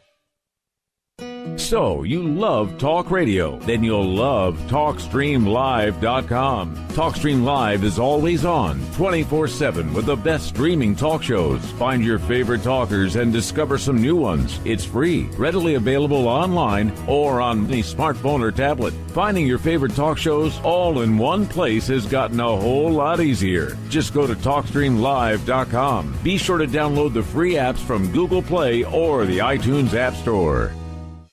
Your contact for current news and trending topics. KGRARadio.com. Hello, Fadernauts. This is Jimmy Church, and I'm introducing New Pharma, a company whose products are based on science. Human function based on the endocannabinoid system, or ECS. New Pharma firmly believes in this science, and their research indicates that support of the ECS provides the beneficial effects for a healthy lifestyle. New Pharma's science includes relief capsules for pain relief, sleep capsules, which are natural support for occasional sleeplessness. Foundation is support for your ECS, and Fit capsules support your active lifestyle. Just click on the banner at JimmyChurchRadio.com and use the promo code F2B for a 33% discount on all of their products. Or visit newpharma.com for all of the knowledge on the science. That's GNUpharma.com. Go Beckley Tappy. Did you know that when you're on the road with limited data or Wi-Fi available, you can still listen to every minute of Fade to Black by just calling 605-562-4482. No smartphone, app, or internet needed. It saves your data plan and no extra cost if you have unlimited minutes. Just call 605-562-4482. You can listen to me, Jimmy Church, on any phone, anytime, anywhere. Go Beckley Tappy.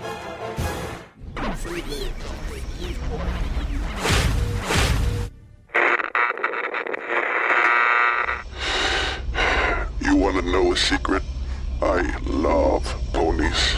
I really love ponies. I'm serious. I couldn't stay sane without ponies to brush. Why Fade to Black? Because you never got that pony, damn it. This is Fade to Black with Jimmy Church on the Game Changer Radio Network and KGRA, the Global Radio Alliance.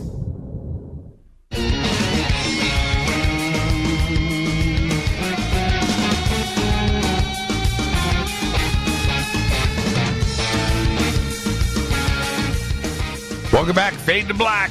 Thursday night, Fadernight. It's your night. 323-825-5045 or 323-275-9695.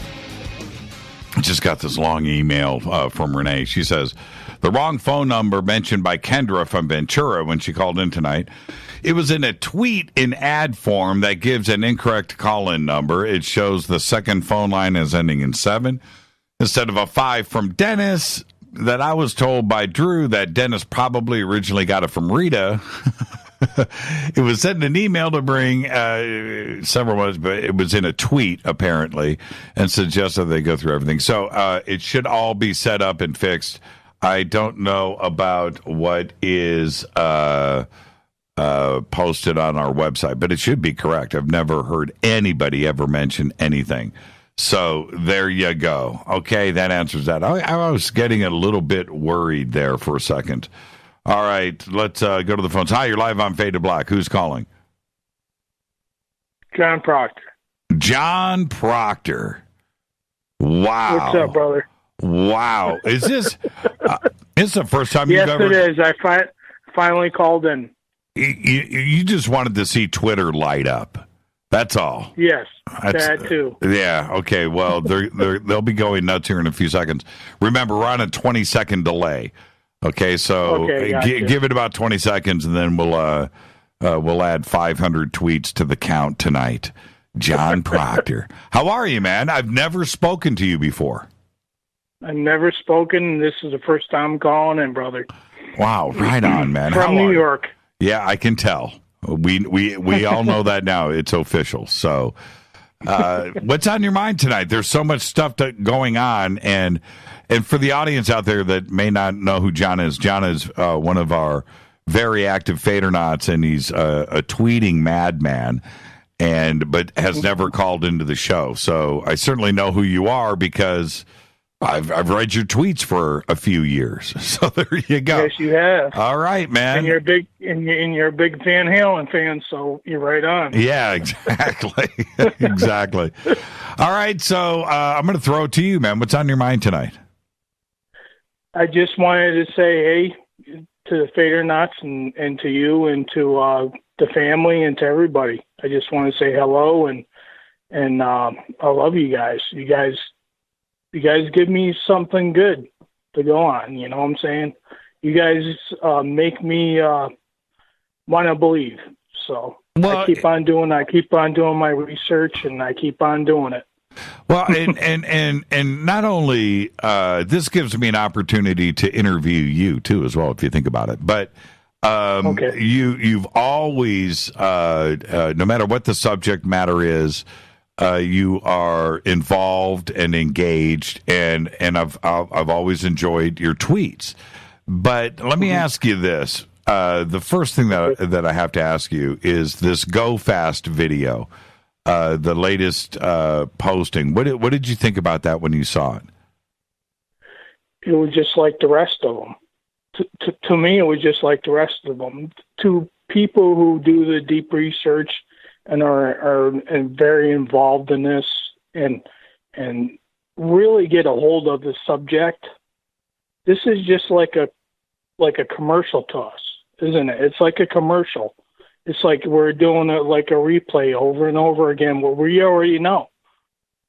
So what do you think about that? Well, like a replay to us. Yeah. Very, very interesting. And I was, well, you already know, I've said this enough. I was expecting more this time around. I don't know what To the Stars is sitting on, but in my opinion, if they're looking through their videos and they're going, okay, this is the best that we've got, let's do this one next, and that's the best that they've got, well, okay, I can check out. I'm not really worried about it. If they have, well, Jimmy, I got to ask you this question. Sure. We in this community try to get the truth, right, and we try to go in front of Congress. We try to go in front of our government. We try to seek the truth. Why don't they do that? Why don't they go in front of Congress or go in front of the people and say, "Hey, we got this stuff. Let's do it." You know, we got the truth there. We're speaking the truth. Let's do it. Right.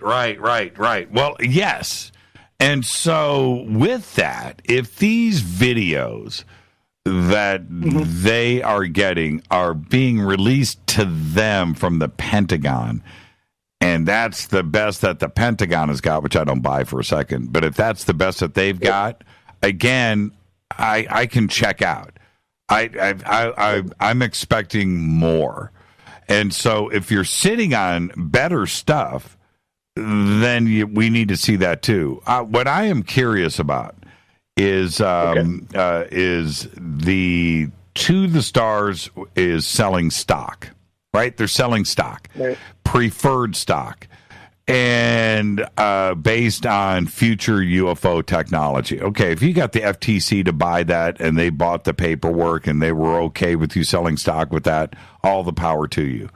But that number, the $2,500,000 number of invested dollars that has come to the Stars, hasn't increased. So has the activity? I mean, it hasn't gone to 5 million. It's been out there now since December 16th, and no, that was the New York Times, since October 11th when they did their first announcement. And it's sitting right there at $2.5 million. Has the interest in To the Stars gone away? Are you not able to buy stock? Or, and this is something a little more maybe sinister, did somebody come in and buy $2 million worth of stock all at once? One person. Huh. Right, and maybe and maybe these the other spare change at $200 each per share, and that those investors, there's only 1,000 of them or something, and that's it. Is that what has gone on?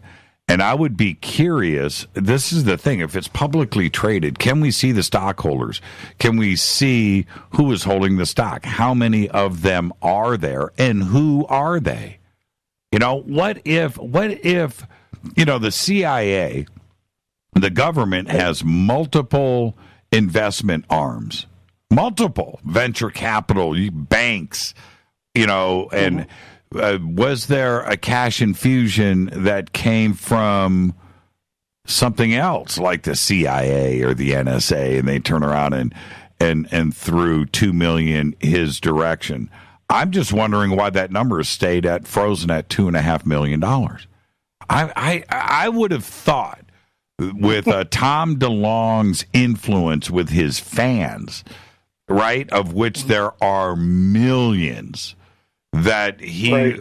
and he launches this, and the PR firm that was behind it, and all of the action on CNN and Fox and the New York Times and the Post and BBC, all around, that there would have been a truckload of money that would have come in and bought stock, and it hasn't happened. I'm fascinated with that. Or has the FTC frozen the sale of the stock and it's not for sale anymore? And they're not talking about that. Or is there legal things going on in the background? None of these things that I'm asking, which I think are really obvious, aren't being addressed by To the Stars. Nobody's answering these questions. I find that interesting. And I think it was going to be a cash in right from the beginning. I think that he was going to try to cash in on all this stuff with his books. I have to read his books. Yeah, I read one of them, but I have to read the second one. But I'm thinking along the lines that maybe the government is trying to give them some truth there, but right. They're trying to sell it on top of it. Why do you got to sell the truth? That's why I don't understand about it. Yeah, that's a bizarre a way to look at it. I know. And look, DeLonge. See, this is what I appreciate about DeLonge. As crazy as this sounds, he's a guitar player. He's an entertainer, right? He's a punk rock dude, right, from Escondido, San Marcos, and. I was a big fan too. Yeah, for a long time. Absolutely, from music. No question about it. And so he understands that. He understands putting on a concert and writing songs and the marketing of an album and interviews and publicity. He gets all of that. So if you're going to go start a company, and you have to appreciate this. Right. You're going to go start a company. Well, the scientific wing, he's not going to have anything to do with that. He's a guitar player. right? He's a punk rock dude. Mm-hmm. So there's the research side of things. He can't. What can he contribute there? He can't contribute anything. The biological side of things. What's he going to do there? He's not a biologist. But my take on thing, Jimmy, is that he started too early in the game. He didn't introduce himself early in the game and just started doing his research. He jumped right the hell in. You know what I'm saying? Yeah. He jumped in and he just went boom with it. Well, you can't do that in this community. You have to do your research. You have to really get involved. You can't just jump in and say, "Hey, I'm a guitar player." Right. I know. Exist. Boom. Well, and you're right about that. So when you build To the Stars, and I'm a guitar player, and you get all the scientific guys in there, right? And then you build your own division where you can make movies, make records, make UFO alien music, and sell that because that's what you know. So that's your contribution to the Stars. So I understand and respect what he has done in setting up the company that way so he can stay involved and do his thing. I really do, too. I think he believes. I really do. I really think he wants to believe and wants to go after the truth and all that. But I think he just got swallowed up in this whole thing. I think he did. Yeah. So maybe if we give him a second chance, but he's got to come clean. He's got to come clean, brother. Yeah. He's the door is open. See, that's the thing in our community. The door is open for him. It is, but it's up to him. We're not going to. The community isn't going to beg. They are not. We're not. You broke hearts. You screwed up. The door is open, and we are the most open, passionate, cool community out there. We are, Joe. But yes, we are. you gotta come clean, and you gotta be honest, and that's where it's at right now, and we're not getting that. So this, sadly to say. This I'm going to put it out there right now. We have the ability to move on. And that's it, man. We always do. We always move on, don't we, Jimmy? We always move on, go to the next. We'll move on. Move on. And To the Stars is past tense, and it's a canceled check, and we move on, and we will always be here. We always have. We have stumbled in the past. We have grown. We are stronger because of it. And that's the truth. And it's the community that I care about. It's the community that supports Fade to Black. It's the community that supports On Stellar. It's the community that supports Modern Masters and UniWiki and the Game Changer Network. I do all of this. It's getting so big, Jimmy. It's getting awesome. It's getting really to a point where it's just like, boom, people are going to start catching on, and people are just going to start going with the flow of things, and they'll be like, man, why wasn't I involved in this before, Well, and it's going to be. It's true. And we've done everything that we have done. We've done it for the community and the community first. And that goes for everything that I do at Coast to Coast as well. It's all about the community. And that's why this has grown like it has organically, because it's all we give. Everything that we have got, all of our energy goes back to the community first. And in the end, and that's what I do for a living, Jimmy. I work for the community. I work for the homeless veterans, and I give back to the community. I give back and stuff. But on the side part of things, I've always come back to this. I've always come back to my passions.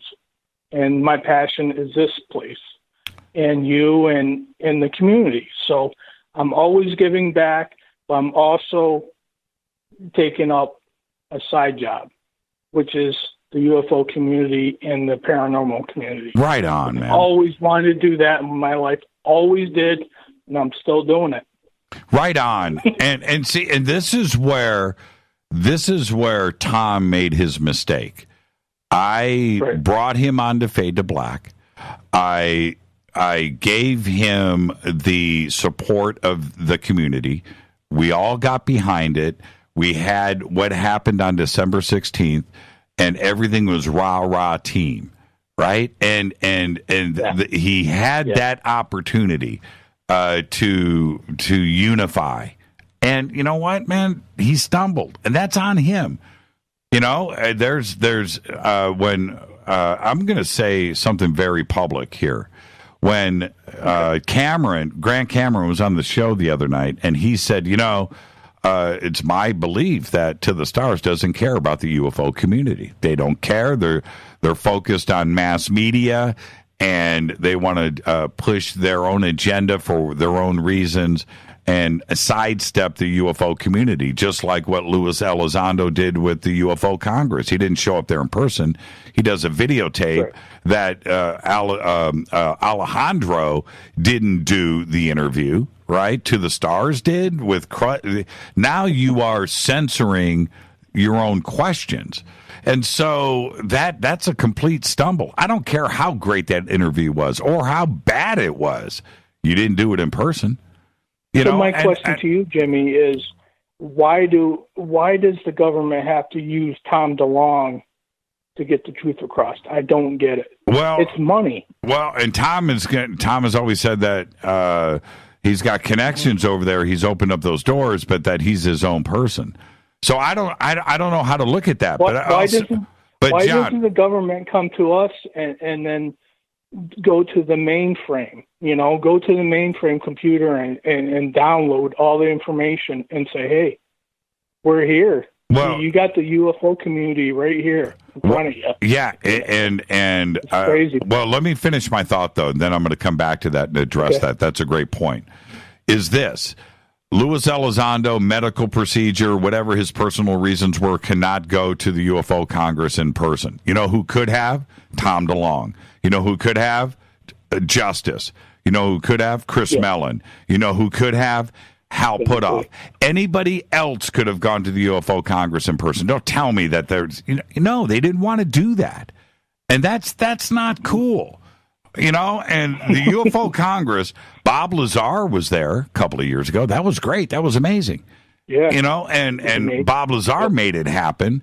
Or anybody else, and you want to just turn around and do a videotape presentation, you know what? Blank that. F that. That's not even cool. And it snubbed Alejandro. The UFO Congress is such a cool event, right? And Alejandro believes in that. He bought it. It's his. And to turn around and force Alejandro's hand into, well, Luis isn't here. We're going to do a videotape. You know what? No. Anybody could have come out from To the Stars. And I'm very critical of that.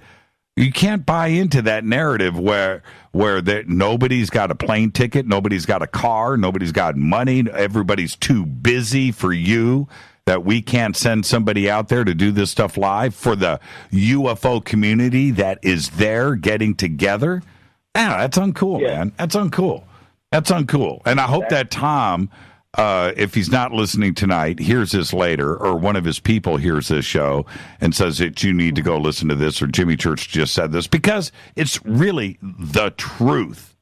It's the truth. Yes, exactly. And so it backs up what Grant Cameron said. And that they're bypassing the UFO community. They certainly did it at the UFO Congress, and for what has gone on with this show, Tom knows. He's got my phone number. He has no problem texting me all day long asking me for favors, and so if he's got... He has access to all of it. He's got access, man. Does. He's got access. He can call in right now, and come clean. I wish he would. I don't think that they can. I don't think that. No, let me just say this, John. I don't think that they can come clean. You know why they can't come clean? They can't come clean on the balloon fiasco. They can't come clean on all of these other aspects about the video or anything else. They can't come clean on all of this because they are now selling preferred stock, and they have legal implications. And the more that you say stuff in public, the more culpable you are, and you have to answer to stockholders and the FTC and government regulators and lawyers. So the silent treatment is going to be there because they can't say anything, or that whole thing gets folded up. So that's my take. One thing we cannot say anymore that the government didn't come forward, and let's just say that they deny it. No, they just came forward. It's on record.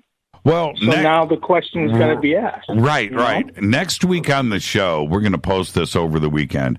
We've got 3 nights of 3 of the biggest guests that we've ever had on here, and we are going to be addressing all of these subjects and a bit more. And we talk about the balloon, but we also need to talk about ATIP and this government Pentagon wing investigating UFOs, when it appears that is not the case.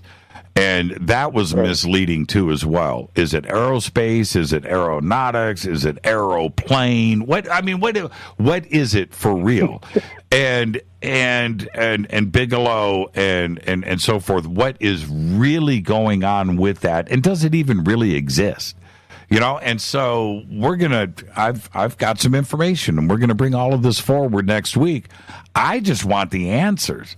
I just want the truth. There's nothing worse than getting close, right? You're close. We had December 16th, and we got all excited. And as all of this starts to unravel, and this UFO community is smart, John, you know. We are. We're smart people. We're educated. We're not freaking the dummies, We're pretty much the experts on the subject. Right. You know that. Yeah, and we will pick apart anything, any video, any photograph, any statement, any Google image, anything out. It does not matter, new, old, whatever. You're going to present that as something. It's either real or it is not. It's not half real. And this community is smart. There are computer geniuses, photo geniuses, video geniuses, history geniuses that know every book, everything, every statement ever made. And you go and present something, it's either going to stand up on its own or we're going to figure it out. And that. Well, I feel, Jimmy, we're on the tip of the iceberg right now. We're just starting, and it's growing, and it's getting bigger, and it's just going to explode. When it does, they're going to come to us, be like, what info can you give us? Absolutely we're right. So on top of and on point of things that everything's going to come to a head, and they're going to be coming to us. I guarantee it. Thank you so much, John. Be safe and be well. And I can't believe that you called into the show after all these years. I can't believe it. I will in the future, and I love you guys, and I love the Faders, and you guys have a good night. You're the best. Thank you, John. Okay. Have a great night and a great weekend. Great phone call. 3 years. I've been waiting to hear that guy's voice.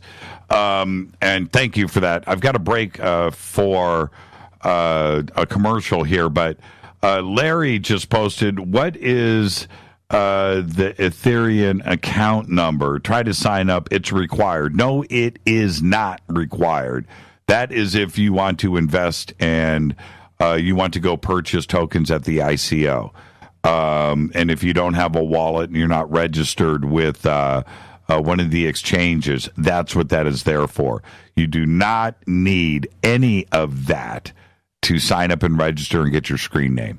All right? And when the site goes active in the third quarter, you're going to get your own wallet anyway. What you do with that wallet and how you deal with it is up to you. It can just sit there and tokens can pop into it, and you can spend them, and you can never cash them out. Just keep it flowing inside of the system. So there you go. All right? You don't need any Ethereum account number. All right, I got to take a break right here. When I come back, Eagle Eye posted up in Twitter something that is so brilliant that I'm going to read it on the air when I get back, and also your phone calls. This is Fade to Black. I'm your host, Jimmy Church. 323-825-5045 or 323-275-9695. Fadernight, we got one segment left. What a great show. You guys are the best. Don't forget about OnStellar, onstellar.com. Go and register. Promo code Jimmy. Verify your email. Get your screen name. The latest, greatest, best blockchain-based social media platform coming to your town soon. I'll be right back.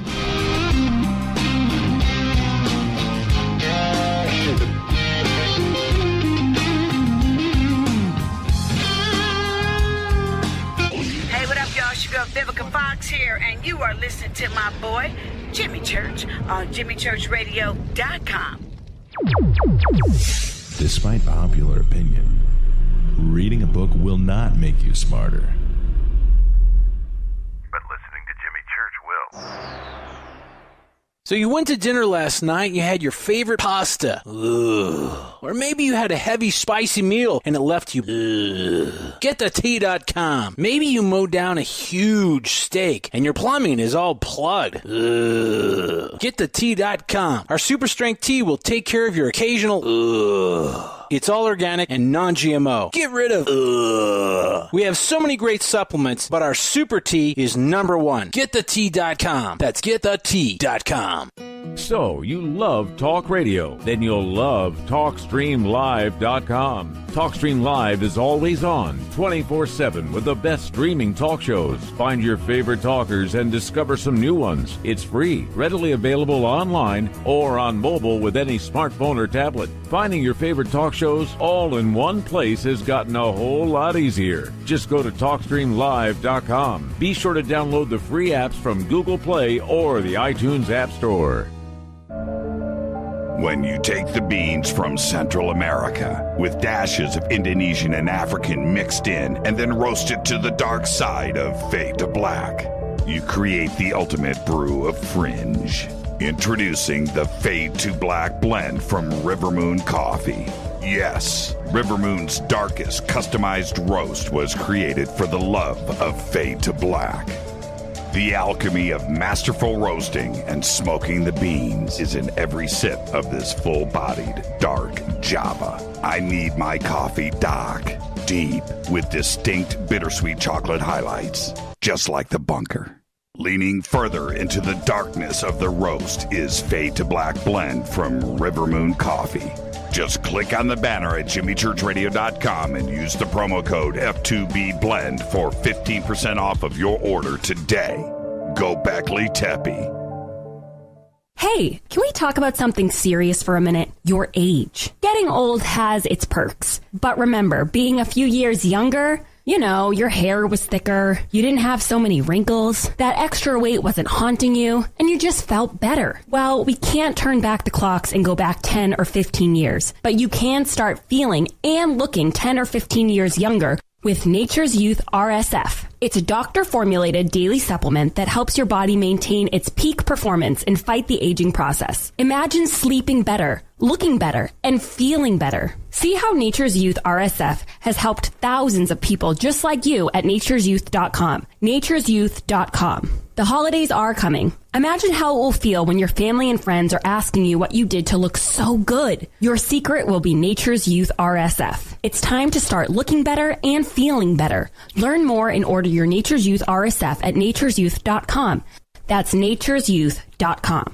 Erica, Brittany, Gabby, and you're listening to JimmyChurchRadio.com. It's not a lifestyle we chose. We were born this way. KGRARadio.com.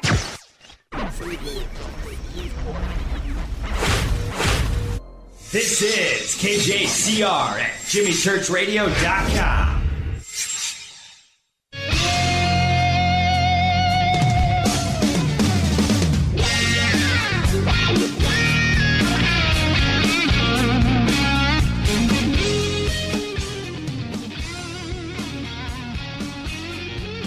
You guys are so funny. Fade to Black, watching Twitter during the break. No, it's Fade to Black. I'm your host, Jimmy Church. Thursday night, Fadernight. 323-825-5045 or 323-275-9695. Murph just posted here. He says, okay, so I asked my 12-year-old. She said an Ethereum would just be to be able to change your OnStellar tokens to cash or trade. So your wallet can be OnStellar forever if you don't plan on using the tokens anywhere besides the site. Exactly right. And Murph had to go to his 12-year-old. But that's exactly right. It's exactly right, man. It's just a token-based economy. That's it. So, noticed your yawn at the mention of TTSA. That's funny. That's funny. Okay, before I go back to the phones, Eagle Eye. Man, I miss Eagle Eye. We met Eagle Eye like 4 years ago at a conference, and we walked in, and he was the first person to greet us there. Came up and said, "Hey, man, it's me, Eagle Eye." I was like, dude. So anyway, he says, decentralized databases are in demand, but they require a reward system to be put in place to keep the network healthy. This is why cryptocurrencies were created to begin with. Incentivize content, and you get better content with less hogwash. Couldn't be said any better than that. Let's go back to the phones. Hi, you're live on Fade to Black. Who's calling? Jimmy. My name is Dusty. Your name is what? It's Dusty. Oh, Dusty. I called in Dusty. back when Trump got elected. Yeah. Yeah, Dusty. I thought you said duct tape. And duct tape is better than Dusty, man. I was like, wow, that rocks. Hey, Dusty, Right how on, you doing, man? How you doing? Hey, dude, I'm doing pretty good. I wanted to call in and give you a shout, man, and let you know that some of these guests you've been getting on, well, hell, all of them, but a lot of these guests you've been getting on lately, man, you're raising the bar. I've been a Fade to Black fan, an avid listener for 3 years now, and that show the other day with Billy Carson, Grant Cameron, oh my God, I just can't get enough of this stuff. Yeah, thank you. I know it's good for you to hear because you built this up yourself, and it's that takes a lot. That what you're doing. I admire it. Yeah, thank you, man. I really appreciate that. We work really, really, really hard, and when you you called, so I'm going to flip it back to you in a second. But if you stop and think about where we're at now, 822 shows over 5 years, and then throw in Coast to Coast and all the History Channel stuff. The amount of work that has been put into this, those that have been with the show from the beginning, they know. They're like, man, holy crap. But we work really, really hard. And so when you call in and say that, we need to hear that once in a while. It's okay. It's hard work, man. No, I hear you, man. It's hard work. Okay, so Dusty, it's on you, man. What's on your mind? Hey, so much. I wanted to first let you know, I want to give you an idea of how my day goes and just how this is going to hopefully humble you and your crew, because I work so hard throughout the day, and I get to come home, see my wife and kid, and I get to go to the gym. And when I'm at the gym, I pop in my headphones and I just listen to the newest episode, and I'm just getting my learn on. And then, I go home, and I live in Colorado, so I smoke a fat bowl as soon as I get home, and then I just keep listening. And it's incredible, man. Be it all my friends, my clients, everybody's into it. I do a lot of sound designing, and that's what I do for a living. So I was working for Gaia there for a little bit, so I got to listen to a lot of the cool stuff that Gaia was doing because I was editing it, or as far as like the sound would go. And my mind has just been so open ever since, and this is just such a fantastic tool for people to grasp onto and get all this knowledge, and then you promote these great products, and these people find you that have these organic, GMO-free. It's incredible. Like, what you're doing is absolutely astounding, and I just wish that more people could get on this curve and learn how to do these things and promote their business and get involved with the type of sponsors that you're involved in, because it's a positive thing. And I love the fact that you're all about positivity. You're never out here like dwelling on the negativity at all. You always move away to a more lighter topic, and it's good, man, because me and my wife can listen, and it's phenomenal. And I just wanted to let you know that we're getting our learn on over here, man, and you're doing a good thing. And congrats on all these awesome people you're getting on here. The Billy Carson one was great. I've been following that dude for a while, but I wanted to say something. I know whenever you had Billy Carson on, I'm a pretty avid follower of a few of the guys in the ufology field, especially guys like Jason Martell, and before that, obviously, like Zachariah Sitchin. you had mentioned that somebody that you would know or knew had told you that in Zacharias Sitchin's later years, when he wasn't feeling so well, had asked him, how did he do it? And you wouldn't reveal the person who had said that he was channeling this stuff, but I had a really good feeling it was probably Jason Martell. No, it wasn't. But that's very astute. I'm glad that you caught that. One day I'll reveal that. I will, but just out of respect, I can't do that. Maybe I'll bring that person on the show. And he told me, too. He goes, well, now you know it's a he. He said, look, man, I said, you need to come on the show and say that. And he goes, you know what? Out of respect to Sitchin, I can't.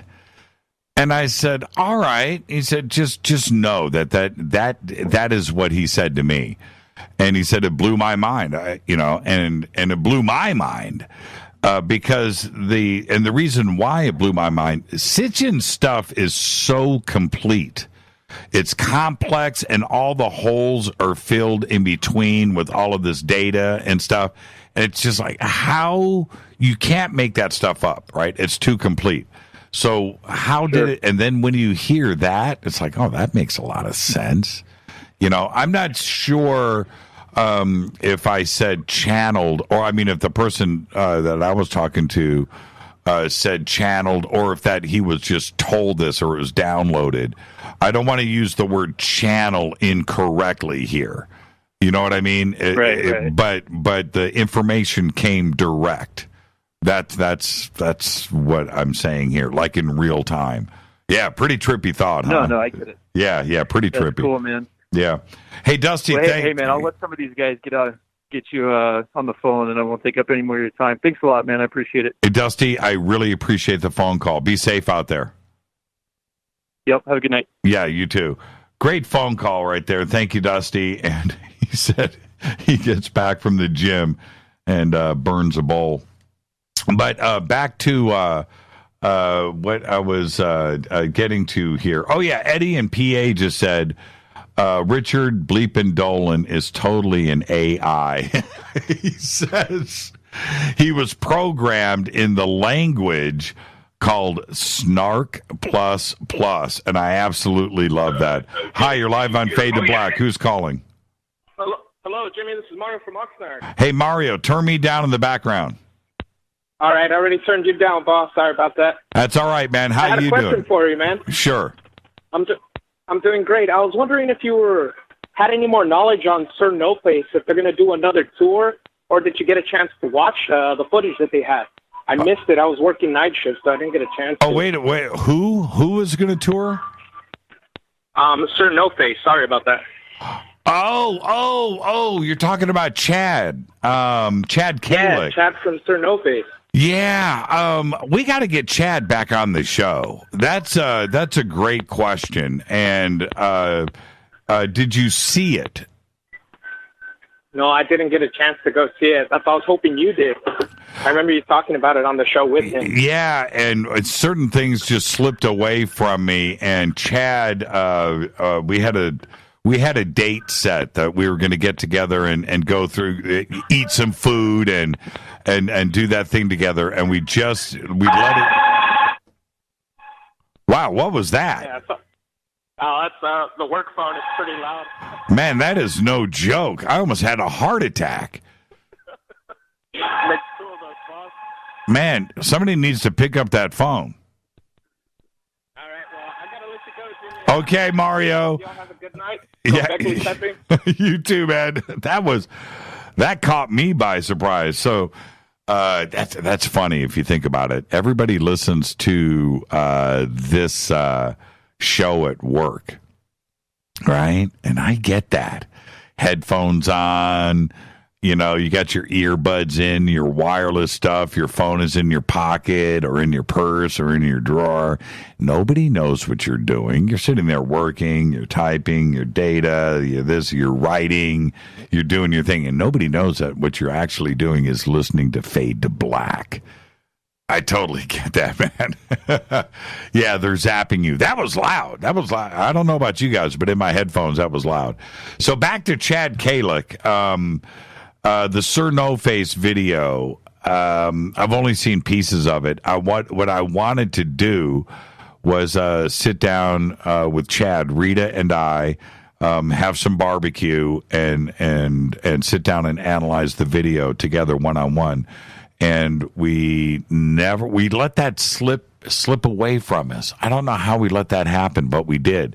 But now that he's reminded me, Rita, put that on the calendar, and let's call Chad tomorrow and see what we can do about that. Yeah, I've got to go and see that myself. Okay, a couple of things. 323-825-5045 or 323-275-9695.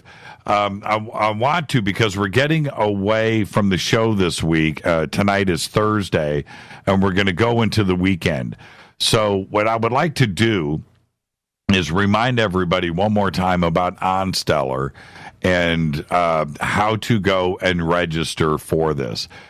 Somebody had just posted up in Twitter, Constellar. I think there is a Constellar out there. It's some other thing, some other website. And that may, some people may be doing that. No, the website, the platform is called OnStellar, OnStellar.com. And I'm going to post that up again here in Twitter. It's OnStellar.com. And this is how you do it, okay? It's very, very simple. And I'm actually going to the website right now so I can describe to you what's going on. OnStellar.com. When you go to the website, the first thing you're going to see is a little UFO next to the logo up on the top. You see the nice little UFO. So now you're there on Stellar, and it says get early access, and then there's a count right there. Right now we're at 130,762.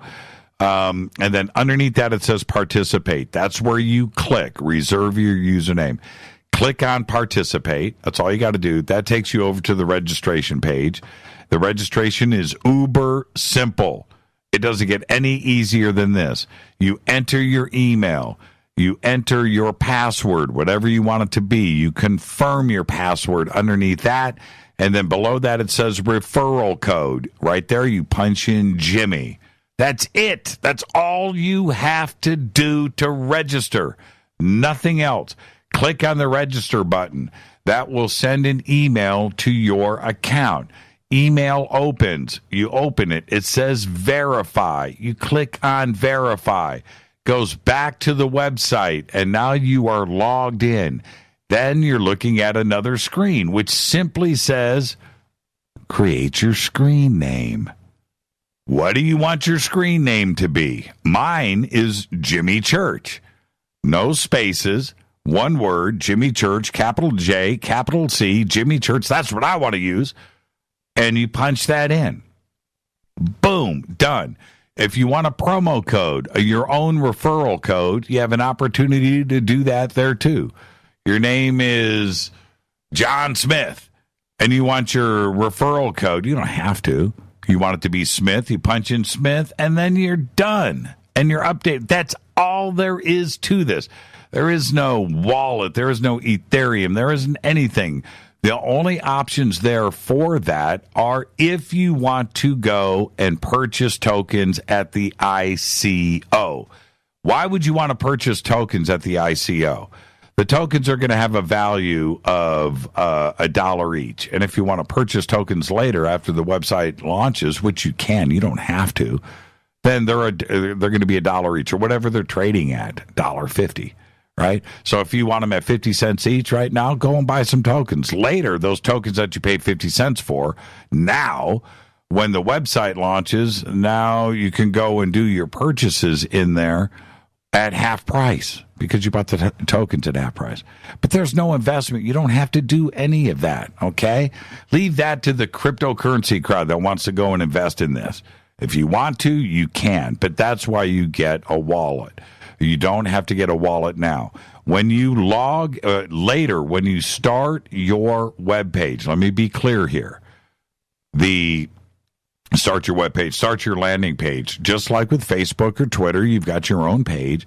So now the website launches, right? And you go, you've got your password, you've got your screen name. You go in and you're starting to set up your own little personal page, like in Facebook or whatever. And you're setting up your page. At that point, you're going to be given a wallet. That's part of it. And in that wallet are going to be tokens out of the gate for registering. That's it. And you can spend those tokens there on Stellar right then. You don't need to connect. Now, if you want to cash out, you want to go buy more tokens, you want to exchange, you want to do any of that, any secure platform is going to require you to go through what you need to do to tie it to your bank account and to go onto any of the exchanges and go and get into the cryptocurrency world. It's very, very secure. And you are going to have to go through those motions to protect yourself, as well as this website, and as well as any exchange that you go on. All right? And it's really that simple. It's that easy. If you don't want a wallet, you don't want to link your wallet to anything, you don't have to. But your wallet's going to be there and given to you. And those 25 tokens are going to be given to you. You don't have to purchase them. It's beautiful. It's wonderful. So go and get your OnStellar account today. All right? And it's so simple.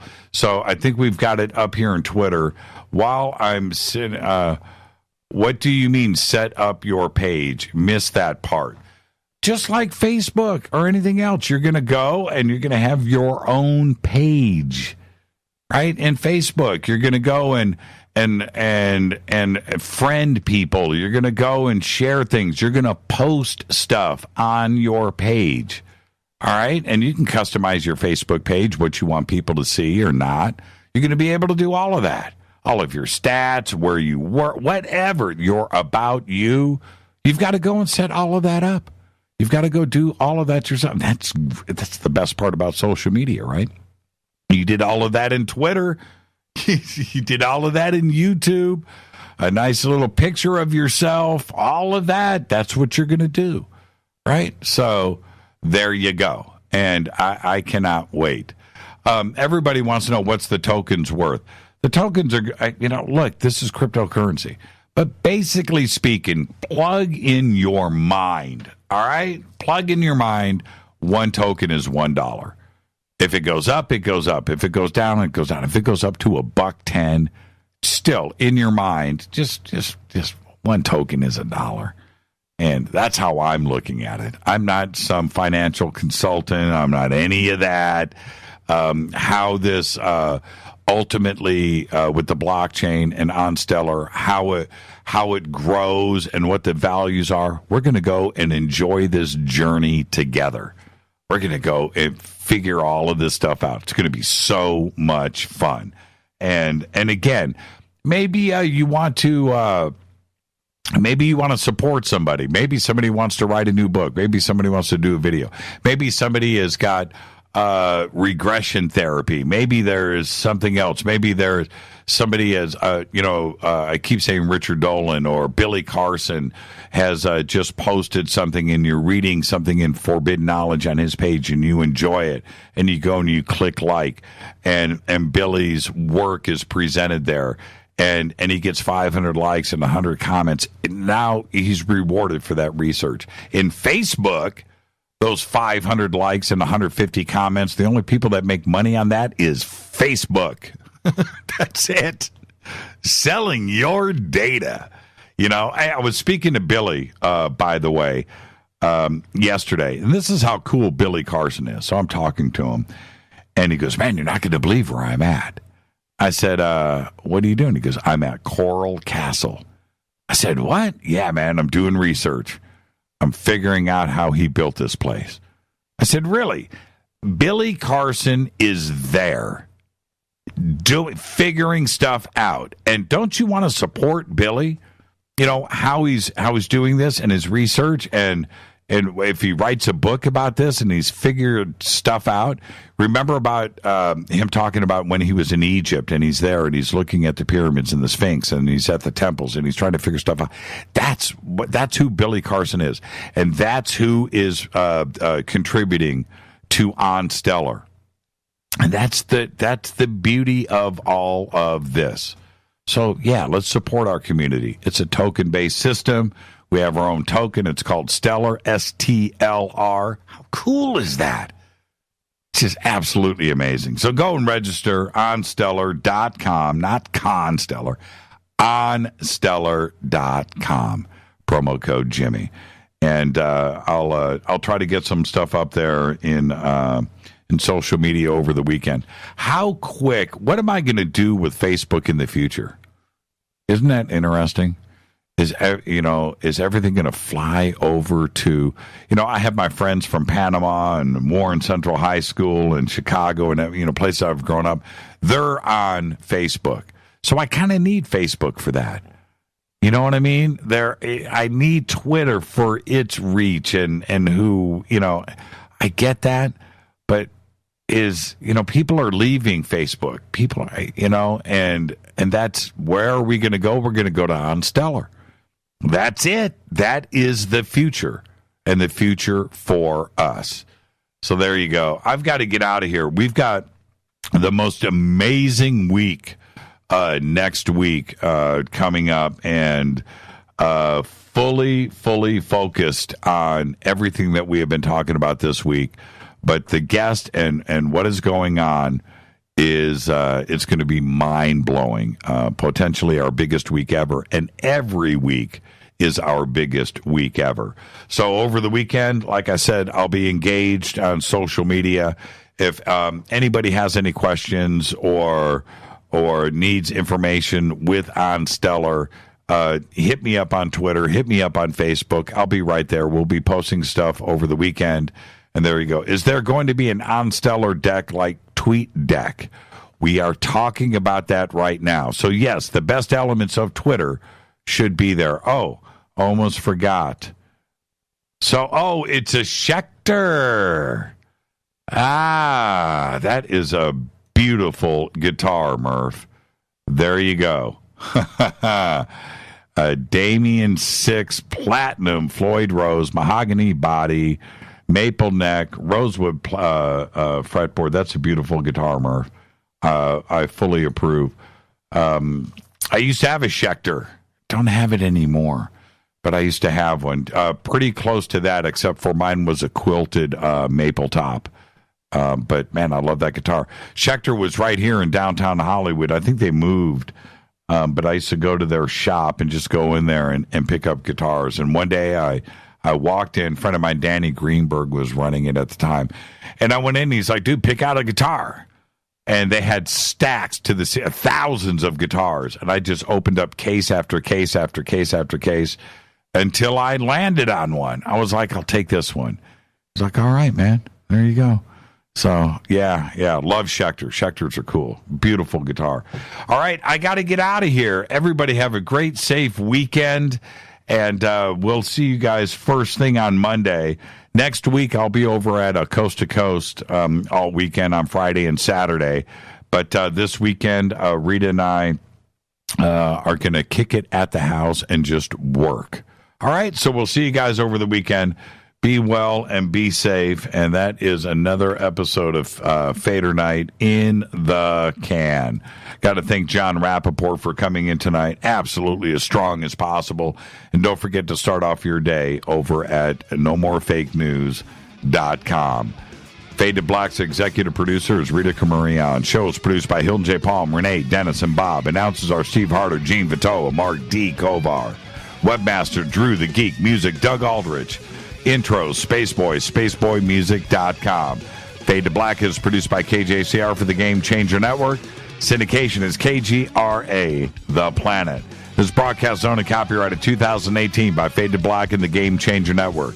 It cannot be rebroadcast, downloaded, copied, or used anywhere in the known universe without written permission from Fade to Black or the Game Changer Network. I'm your host, Jimmy Church. Follow me on Twitter at JChurchRadio. Until Monday, everybody be safe. Go Backley Teppy.